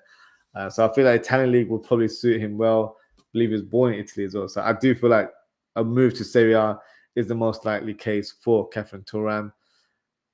Next comment from Richards. We need a balanced squad, can adapt, hit ground running, players that can play in different positions, formations, 100%. And that's why when I was reviewing the squad, I was very pleased in terms of how Klopp has left us in terms of the state of the squad, because if Klopp has left us last summer, that squad needed a lot of surgery. But I feel like he added the right players into the squad and we can fit into different formations. The 4-2-3-1 has always been my favorite formation. So that's what it's going to look like. It's going to be under Onslaught. We can play 4-3-3 with ease. We've been doing it for years. 4-4-2. Like, there's so many different variations that we can fit in. I know as fans, I feel like we probably dwell on formations quite heavily. But from what I hear from managers when they're explaining tactics, for them it's more about the shape and sort of transitions rather than static formations on the board. So from what I've seen with Onslaught, I hope he can do it at Liverpool in terms of that level, because he's a mix of Klopp and Pep in terms of like his approach is very sort of high possession football, but on the counter press as well, just the way like we used to play under Jurgen Klopp. So playing a bit more of a less hectic speed, play more possession football is what we're going to see under Armstrong. So it'll be very interesting to see how his ideas are presented on the team and on the pitch. That's what intrigues me the most, that he's a manager that will have a different approach to Klopp, but at the same time does have similarities to Klopp in terms of how he approaches football and his philosophy altogether. So we should be excited. So I know everyone wanted Alonso, so that didn't happen. So I feel like the excitement hasn't really matched that level. But look, he's our manager now. We need to back him, and let's see what happens in the season. We have to be excited as a fan base. We've just the chance of winning has just opened now. So let's see what sort of business we do, and hopefully we acquire some good players that will excite the fans. And yeah, I'm looking forward to preseason. Then I can kind of understand where we stand in terms of the team, how we will approach certain games. So it'll be very interesting. So yeah, I'm looking forward to it. And Dad said looks good, and I would buy him if I was slot, 100%. And I said, what's his preferred formation, Ozzy? So it's traditionally a 4-2-3-1, but he does tend to switch over to a 4-3-3 at times, depending on our position. From a defensive point of view, the shape wouldn't be a 4-2-3-1, it would be a 4-4-2. So it would just move in transition in terms of how the game is panning out. So from an attacking point of view, 4-2-3-1. Playing defensively, it'd be a 4-4-2. So that number 10 in that 4-2-3-1 has a key role because he ends up playing alongside the striker and pressing from the front. So yeah, 4-2-3-1 is the preferred formation, and I'm excited to see. I've been wanting this formation to be played at Liverpool for a long, long time. So yeah, I'm all for it, to be fair. Liverpool 12 man says the sheer fact that you have Salah, Núñez, and Diaz sold, and those other replacements is depressing to say the least, and that is by no means shade towards you, Ozzy. No offense. I'm just saying it in terms of hypothetically, because there's nothing concrete to say that either player will stay or be sold. So I just thought, let me paint the picture and present the idea that if they were sold, who would I bring in from a dream signing perspective or from a realistic perspective? I wouldn't want Salah. For me, I wouldn't sell Salah. Diaz, I actually think Diaz will suit this system really well. So I wouldn't want to sell him. It's just that we're hearing those outside noises with regards to his dad talking to the press. So that's not really helping right now. And Núñez, I know you're a big fan of Núñez. I'm a little bit 50-50 on him now. Towards the latter stage of last season, I was losing a bit of faith. So I wanted us to sign a more accomplished striker. But let's see. But no, I wouldn't want any of these players to be sold. But it was just that because there's a lot of uncertainty around their name, I feel like it's worth just mentioning who would you replace them in the future. So this is my thinking right now. And Double D, big up Double D, it's because of the goalkeeper coach. Yeah, that's true as well, to be fair. And then Liverpool 12 says, I just mean the level player returning has to be Liverpool level. But this is what I was mentioning earlier on, 12 man, in terms of the pulling power. I don't think we're going to have it, if I'm being brutally honest. So that's why I got Bakayoko, Jimenez, and some of them on the screen. Like, they're good players in their own right, but do they excite Liverpool fans? Probably not. So we have to leave our kind of faith and judgment with Michael Edwards.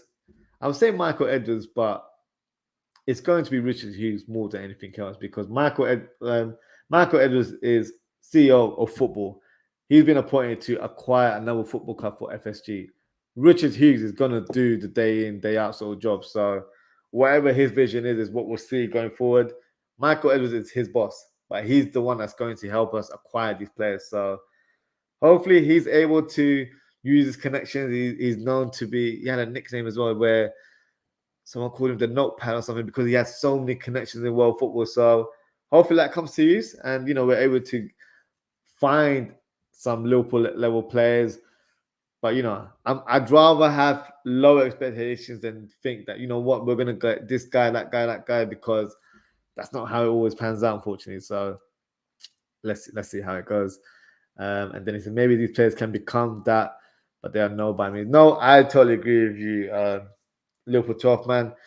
That's why I've gone for that realistic sort of targets, because I feel like we're not going to go for a marquee sign. We're going to go for these type of players that, if they have good season and they continue to develop, they'll be on the verge of being that next guy going forward. So that's why I have these three guys presented on the screen. And then another comment here from Philip. It says Diaz's replacement, if sold, has to be an upgrade. Which some people isn't. No, I agree. I agree. My thinking is that if Luis Diaz is sold, Gakpo will be the first choice left winger, and it'll be Somerville as his backup. Does that make sense? So there aren't a lot of left wingers around that can just come in straight away, and if they are, they're going to cost a lot of money. So some of them is actually hard to prize away. So on top of my head, I'm thinking of, if I had to really choose a replacement for Diaz, Rafael Leao comes to mind. I think it'd be amazing, but he wouldn't leave Italy, in my opinion. And then you've got Kvaratskhelia, the Napoli left winger as well. Didn't have the best of seasons, but still a top player. And then Nico Williams for me, I think would be a good one. But would he excite fans? I don't know. Would he be an upgrade to Diaz? You say potentially yes, but he hasn't really shown it to suggest that. So we can't say with concrete evidence that he will be. But a lot of these times you can't. So we just have to have faith in the data team and also have faith in the coach in terms of who he picks to be signed this summer. And then Liverpool 12 man said, if Salah was sold hypothetically, we could buy all three of those choices, most likely, but none of those are who I'd like to bring in. With expectations of similar output, they have to be upgrades. I totally agree. If Salah is sold, and I'm hoping we get big money from Saudi as well for Mohamed Salah, I'd probably buy someone like a Kudus who can play left wing, right wing, and he'd cost a lot of money as well. So yeah, I'd go for someone that is literally that guy right now and not go for all three of these players, because there's no point of buying quantity over quality. I don't want to be a Tottenham where, you know, when they sold Gareth Bale and they bought like 10, 12 players, you see how that panned out. So if we're selling Salah, it has to be like for like. That's why I presented on the screen where if one player sold, you have to bring in a like for like replacement. So for me, these would be the dream signings, where for Salah, bring in Elise. For Nunes, has to be Isaac. For Diaz, it has to be Nico Williams. Like, these are the level of players. For me, that would excite me. If they don't excite you, please let me know what players would really excite you if any of these players were sold, because I'd be intrigued to know what you think. But yeah, I think the next slide that I presented, yeah, they don't excite a lot of people, and rightly so. But I'm just trying to reduce the expectation a little bit, because I feel like these are the type of players that will be targeting this summer, and that's just how I feel, unfortunately. So it is what it is. So before we wrap up, what I'll do is I will present my first team and second team. But I'll explain some other stuff in more detail. So we've just had a great conversation with Liverpool 12 man, Philip and Daz and Richard. So I'll touch on some of the points that have already been raised as well, and then we can talk about it in more detail. So let me just share the graphic with you guys, and then we can go into more detail. So let's say, you know, Arslot's listening to my presentation today, and, you know, he agrees this would be the team that I feel like will set up as our first team. So Alisson in goal. For me, Hato at left back would be his starting position. But going forward, I think he can be a long-term centre back for Liverpool, if, you know, or if or when, you know, he's not going to be around forever. But if or when Van Dijk leaves, I feel like he could come in and take his role going forward. I feel like he'll be a fantastic addition. I just showed you the compilation of him. For me, he's so impressive. So I would love to sign Hato for Liverpool. Van Dijk for me. Konate, this will be a controversial one. I'm sure someone will say, "Oh, Kwanzaa, you know, had a better season towards the end of last season. Maybe he should be starting." It'll be a fight between the two. I'd probably go for Konate. Just feel like he edges it in certain areas. So that would be the first centre back pairing, in my opinion. And then Trent Alexander-Arnold. Does he play inverted role? Does he play midfield? I feel like he'll probably play both roles at some points of the season, but I feel like the way Arnslot sets up the team, he would be more suited playing that inverted role. And you see Hato, Van Dijk, and Konate forming a back three. That is how he sets up for Feyenoord, because the left back isn't really a left back, it's a left side centre back. So they normally shift in a bit more and allow Trent to be a bit more inverted. So that's why I feel like it actually suits his skill set even more. And then having him at right back, you got additional weaponry from defensive point of view where he's picking balls left, right, and centre. So I feel like that position still suits him going forward.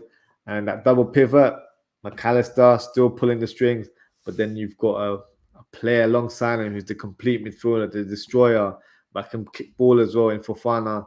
And I feel like they would be a fantastic pairing together. And then up top, you've got Diaz on the left wing, if he's not sold, obviously. So Boslai, for me, number 10, suits him to the T. Salah on the right wing and Diogo Jota up top. And this is based on everyone being fully fit. So just a few players to mention here. So let's who should we start with? So Trent. So I just mentioned with Trent, he can play that CDM role, but I do feel like he will be utilized more as the inverted right back rather than playing in the traditional midfield role. We might see him from time to time, but I think that will be his sole position in the team. McAllister as well, for me, playing that double pivot suits him in terms of his style and his ability on the ball. Some fans said they'd want to see him as a number 10. I know he had a couple of appearances last summer where he did really well, but for me, I feel like he's better playing in a double pivot where he has the whole vision of the pitch and can really make a difference. Playing as a number 10, you're required to do more running. You're the second striker, more or less. So he's not really that sort of player, in my opinion. So for me, this double pivot role suits him to the T, and he'll definitely be first choice. So it'll be McAllister and +1. That's how it'll always be. So he'll definitely be the first name on that team sheet. And then you've got Szoboszlai, who I think traditionally is a number 10. Unfortunately, under Klopp, he's had to be a workhorse and play, as a number 8, but on the wide side to cover Trent. In this formation, it'll be a little bit more different. He'll be kind of like the focal point where he'll be either alongside the striker or just behind him, have a bit more freedom to roam around and use his best skill set, which is shooting, where he's able to shoot from distance, score goals. He did that for Red Bull Leipzig, does it for Hungary, for the national team. But another position that we could look into is him playing left wing. If Diaz is gone, you can't really rule that out. But for me, I want my left winger to be a bit more direct and with more pace, whereas Szoboszlai is more creative, cuts in and shoots. So remains to be seen. But he is a position that you can't really dismiss. He can easily play left wing. I think the last season before he joined Liverpool, he was predominantly left wing for Red Bull Leipzig. So it's an area he can play and can play with effect because his numbers were really good before he joined Liverpool. So for me, his role should be more attack-minded. Whether he's a left winger or a number 10, that should be his role going forward. He shouldn't be tracking back. I need him to be forward-thinking because he was burnt out from doing all sorts of tracking back last season. And Diogo Jota as well, for me, can play that striker role. I feel like that's his best position because he's so good in between the lines and a great finisher in front of the goal. Probably the best finisher at the club, in my opinion. But another thing to consider is that obviously he can still play left wing, so that is an option. So maybe Onslaught would like to see him in that role, maybe even as a number 10. So if Darwin Núñez seems to find another level, then having Darwin Núñez up top, you can play Diogo Jota as a number 10. It's not something that is completely wild. It's definitely an option that you could consider. So for me, different options. This is why I'm so intrigued to see how we play in preseason because it will give me a better indication of where Onslaught sees certain players fitting into his system. This is what I expect, but there can always be a bit of a curveball where a player you thought was going to play in this role actually ends up playing in a different position due to players being sold, or it could be for different reasons, which will remain to be seen. Mohamed Salah is a big talking point because a lot of fans don't believe that he can play on the wing for an Onslaught system because it requires more running. His wingers are traditionally known to attack the byline rather than be inside forward. So I think he will play right wing, but it got me thinking as well. And this might sound wild, so please drop a comment. Let me know what you guys think. Would Salah playing a more central role be more effective for this team going forward? I could see him as a number 10 or as a number 9, because as a number 10, he won't be required to do a lot of running. He's probably more like I don't want to put him in that same bracket, but like Messi, where Messi now doesn't have to run around, but when he gets the ball, he's effective, whether it's passing or shooting. So maybe Salah can take that number 10 role where he plays a bit more centrally, or he can play as a number 9, where, like Cristiano Ronaldo, he was given that sort of role to be just a finisher now. You don't have to run around. Give him the ball, he'll score.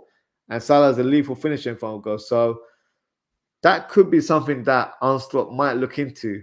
Or that's just my thinking, where maybe Salah isn't a right winger for Liverpool next season. He's a number 10/number 9. And I feel like at this stage of his career, it might actually suit him to play in those positions, because playing on the wing in this system, he's not a young player anymore. He can't really do that in an intensive level.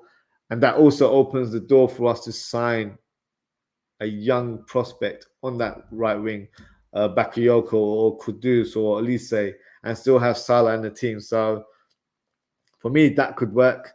I don't know what you guys think about that one, but I think it's definitely one to ponder. I feel like playing Salah in a more central role might suit us going forward. But that's just my this is my viewpoint there. Now let's move on to the second team. So my second team is, I put Patterson because he'll be the new signing on paper. And you've got Robertson as the backup left back, providing experience. You've got Kwanzaa and Gomez, and then you've got Bradley at right back. And I've gone for Endo and Gravenberch in a double pivot.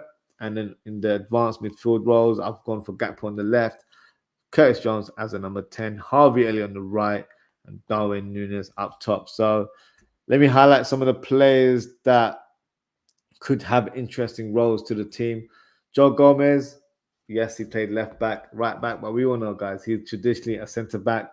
So I've labelled him as a centre back, but I know he's going to be an important player for us because he can come in and play all sorts of positions. But on paper, I would regard him as a fourth choice centre back, but having the option to play left back or right back. So he's not going to just be a squad player. He'll be a player that is pretty much involved in the team in some shape or form throughout the season, just like he was last season. So he'll have a very important role. And for me, I wouldn't even think about selling. I know some fans have said that they'd probably consider letting him go. I don't think he's going to push for a move. Some fans have suggested that he might want to leave. I don't think that's the case. I think he'll stay at the club. I feel like he has such a great role for us. It's allowed him to be selected for England. So why mess that up going forward, So I feel like he would be a key player in this team. And let's say Liverpool don't sign a player like Hato. Let's say we actually sign a right-footed centre-back. So we don't get the left-sided centre-back that we all want. I'd play Joe Gomez as first-choice left-back in that position, because for Feyenoord, Gutrida, who plays for Arne Slot, plays like Joe Gomez, where he plays on the left, sometimes plays on the right. But last season, played as a left back. So clearly, stylistically, it will fit into Arne Slot's tactics. So for me, Gomez is a bit untouchable right now. And for me, it is a very important cog to Arne Slot's team going forward. So for me, I wouldn't even consider selling him at all. Next player for me is interesting, and that's Ryan Gravenberch. Now, a lot of fans have sort of mixed opinions about Gravenberch. I've placed him in the number 6 role because that's where he played for Ajax. He played in a double pivot for Ajax. And I'm hoping with Arne Slot coming from Eredivisie, being a Dutch coach as well, he will understand what Gravenberch's best position is and how he want him to approach a game from a tactical point of view. So I feel like the double pivot role would suit Gravenberch very, very well. Some have said that he might be a player for the number 10 role. For me, I don't see him as a number 10. I don't think he's ever played as a number 10, to be honest. He's more or less a number 6 or a number 8. As a lone six, that's I don't think that's an option. But on a double pivot, I feel like that would definitely work. Having a player like Endo alongside him, who's experienced, defensive minded, he's able to roam around and definitely influence the game. So I feel like this role would definitely suit Gravenberch in the system. And Gakpo, for me, I've got him on the left wing. I feel like that is his best position for Liverpool and even for the Netherlands. But he's such an interesting profile because in this team, he can play as a number 10 effectively, can even play up top as well. But for me, naturally, he's probably more of a left winger or as a number 10, just due to his skill set where he likes to hold the ball and likes to influence the team. Playing up top, I feel like he'll tend to drop deep sometimes. And in this formation, that striker needs to be forward, on the shoulder, and be that finisher, that killer that we need in front of goal. Let the number 10, let the wingers do the creativity and fed the balls to the striker. So for me, Nunes will need to focus on finishing. Gakpo can play that role, but I feel like he's better suited playing on the left or as a number 10. Curtis Jones, another interesting one. Coming through the ranks, he actually played as a number 10. So for me, he can definitely play that role with complete ease. But obviously under Klopp, he's had to adapt his game. And for me, he's succeeded very well. He's a all-round midfielder now. Very good in terms of ball retention.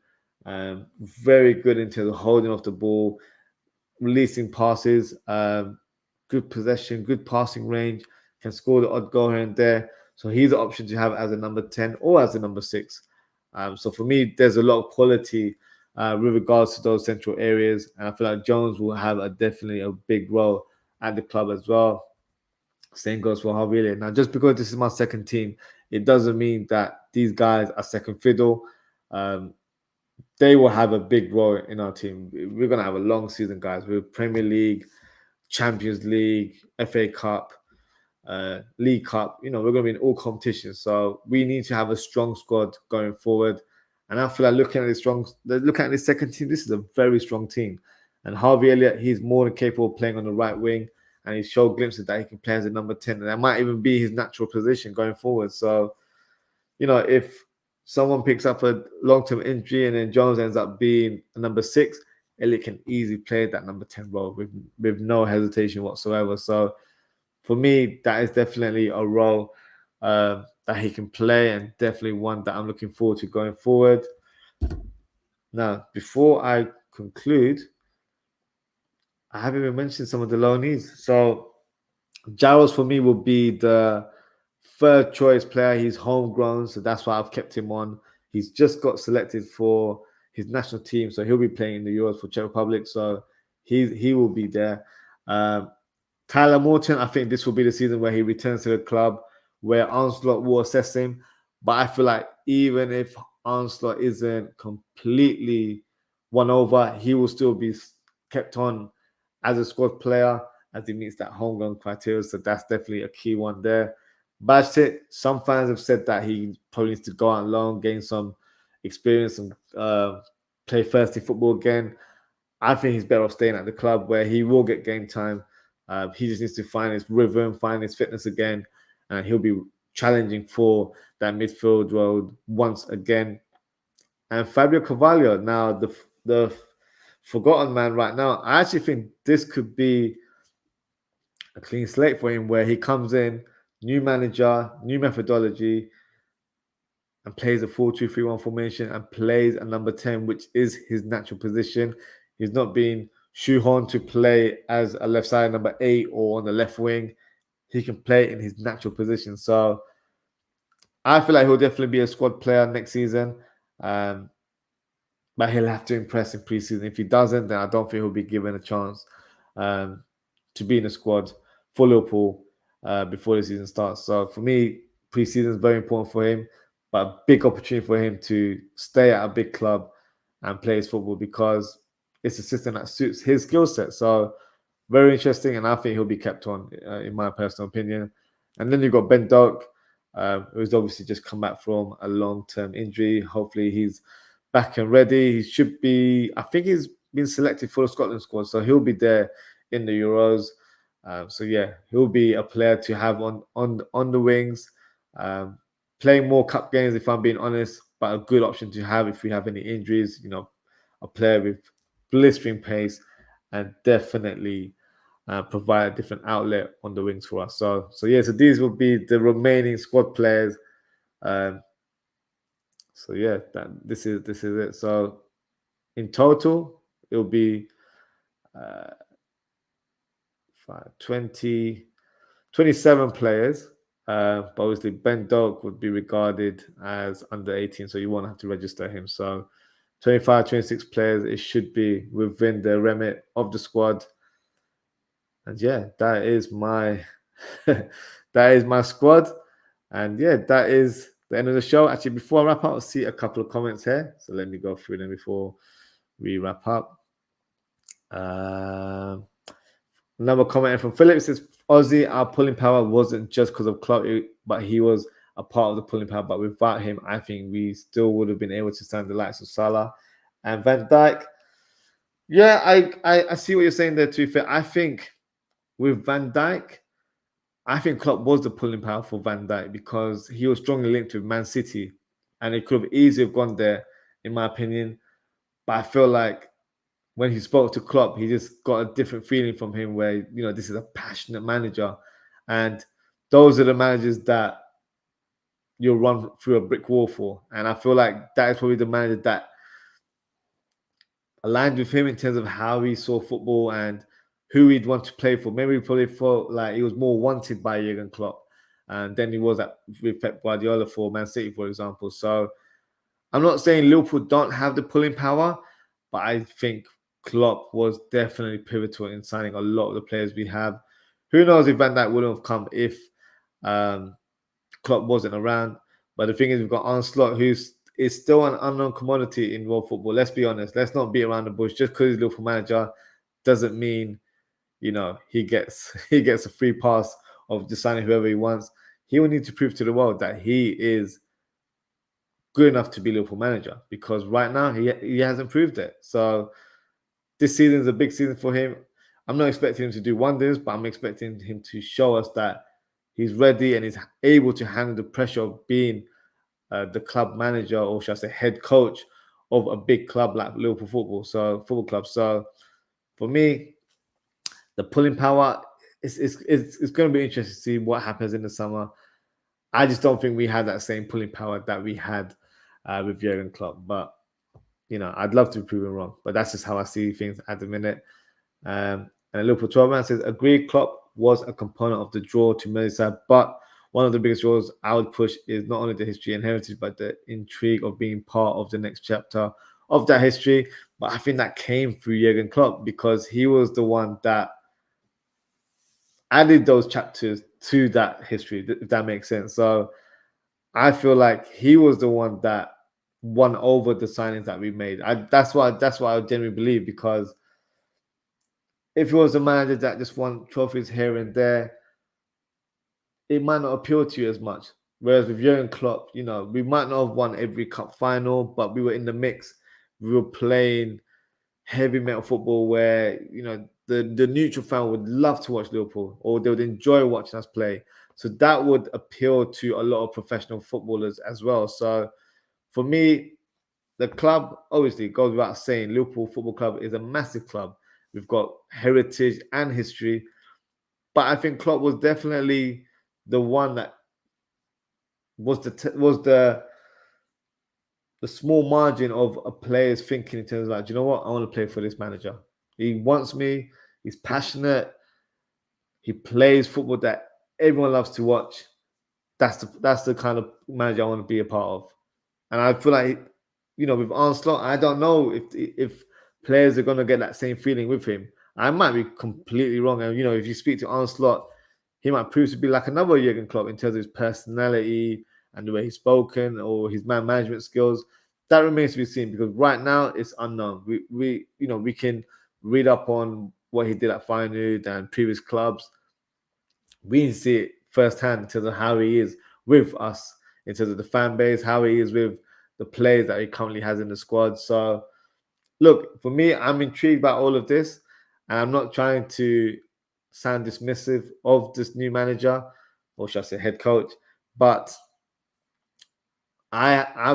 this is probably the way I'm looking at it. I am lowering expectations, just because I don't know what to expect with the new manager, because he's not well known enough for me to really say that this is the guy.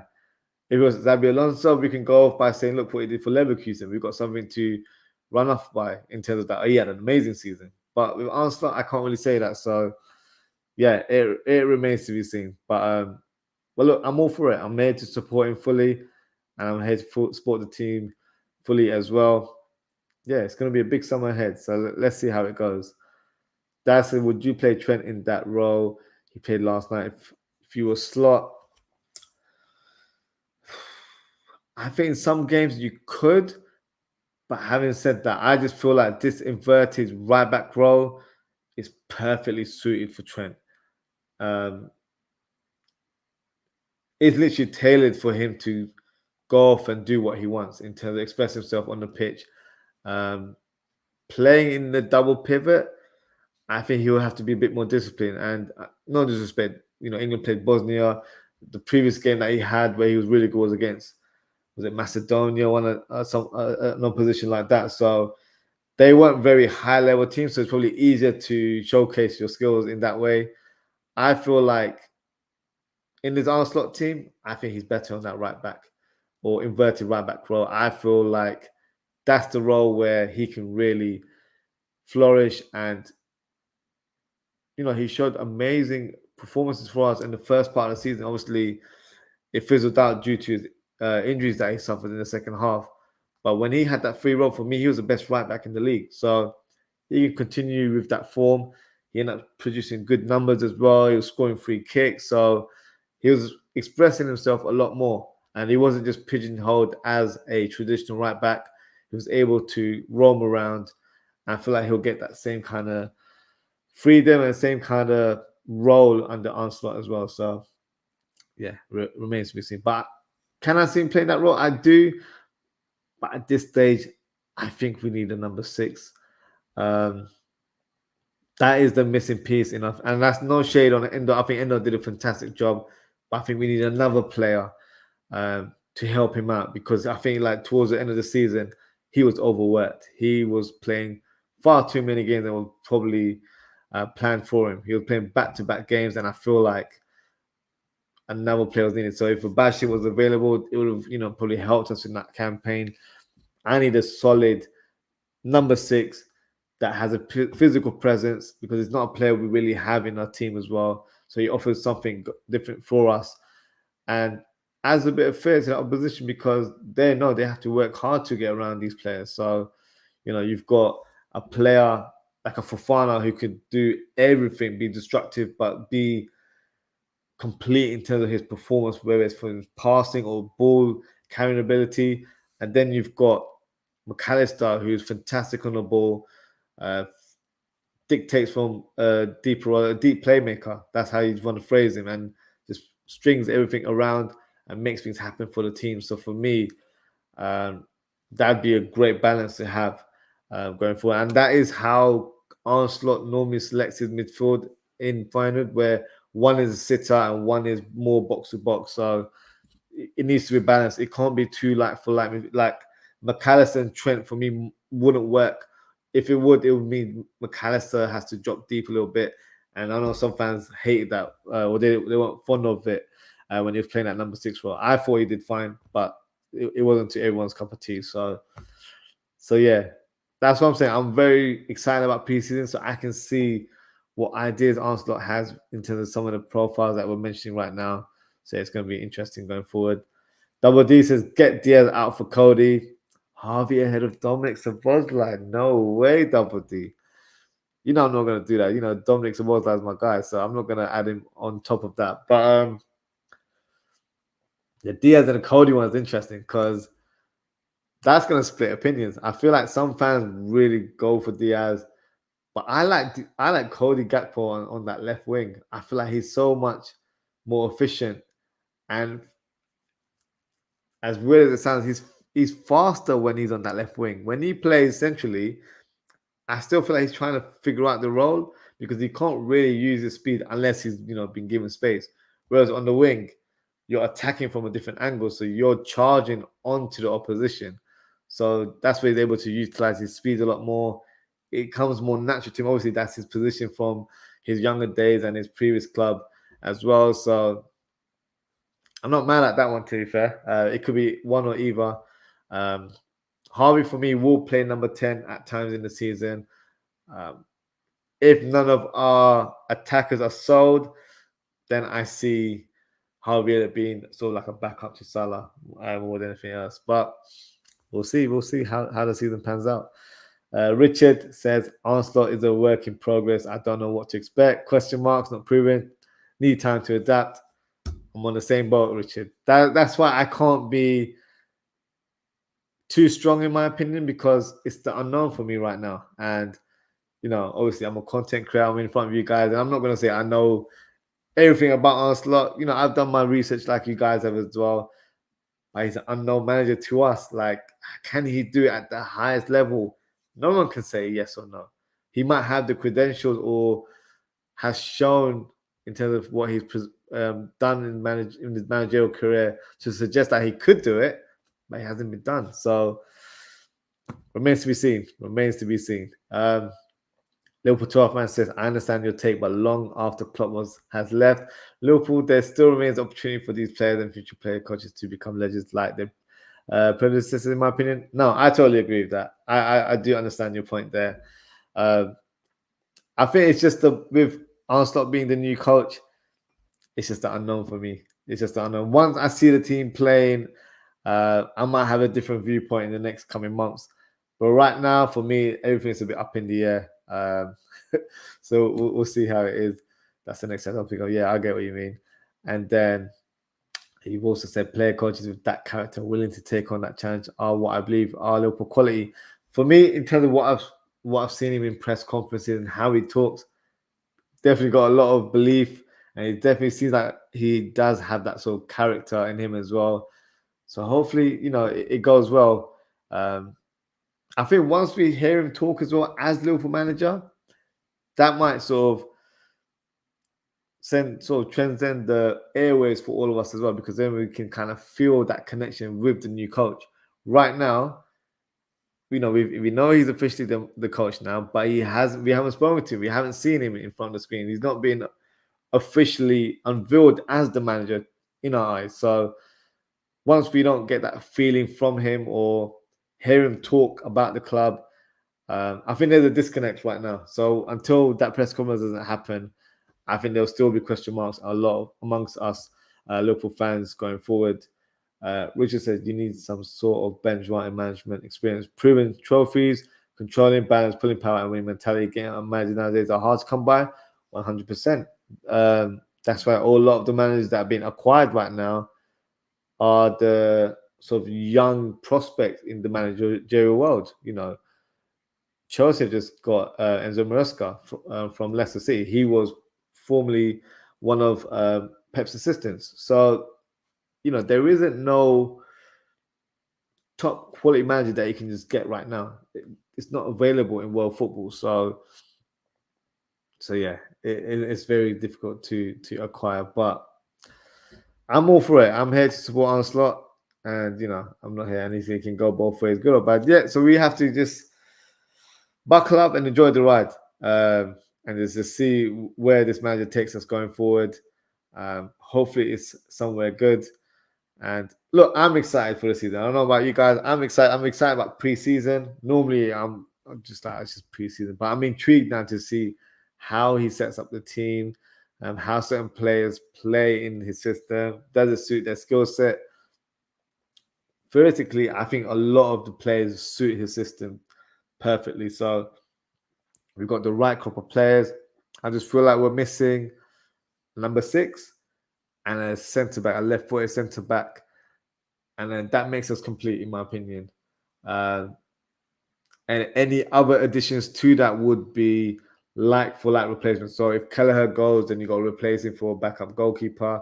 If Salah goes, I'll get another right winger. If Diaz goes, another left winger. Nunez goes, another striker. So after that, it's more like-for-like replacements.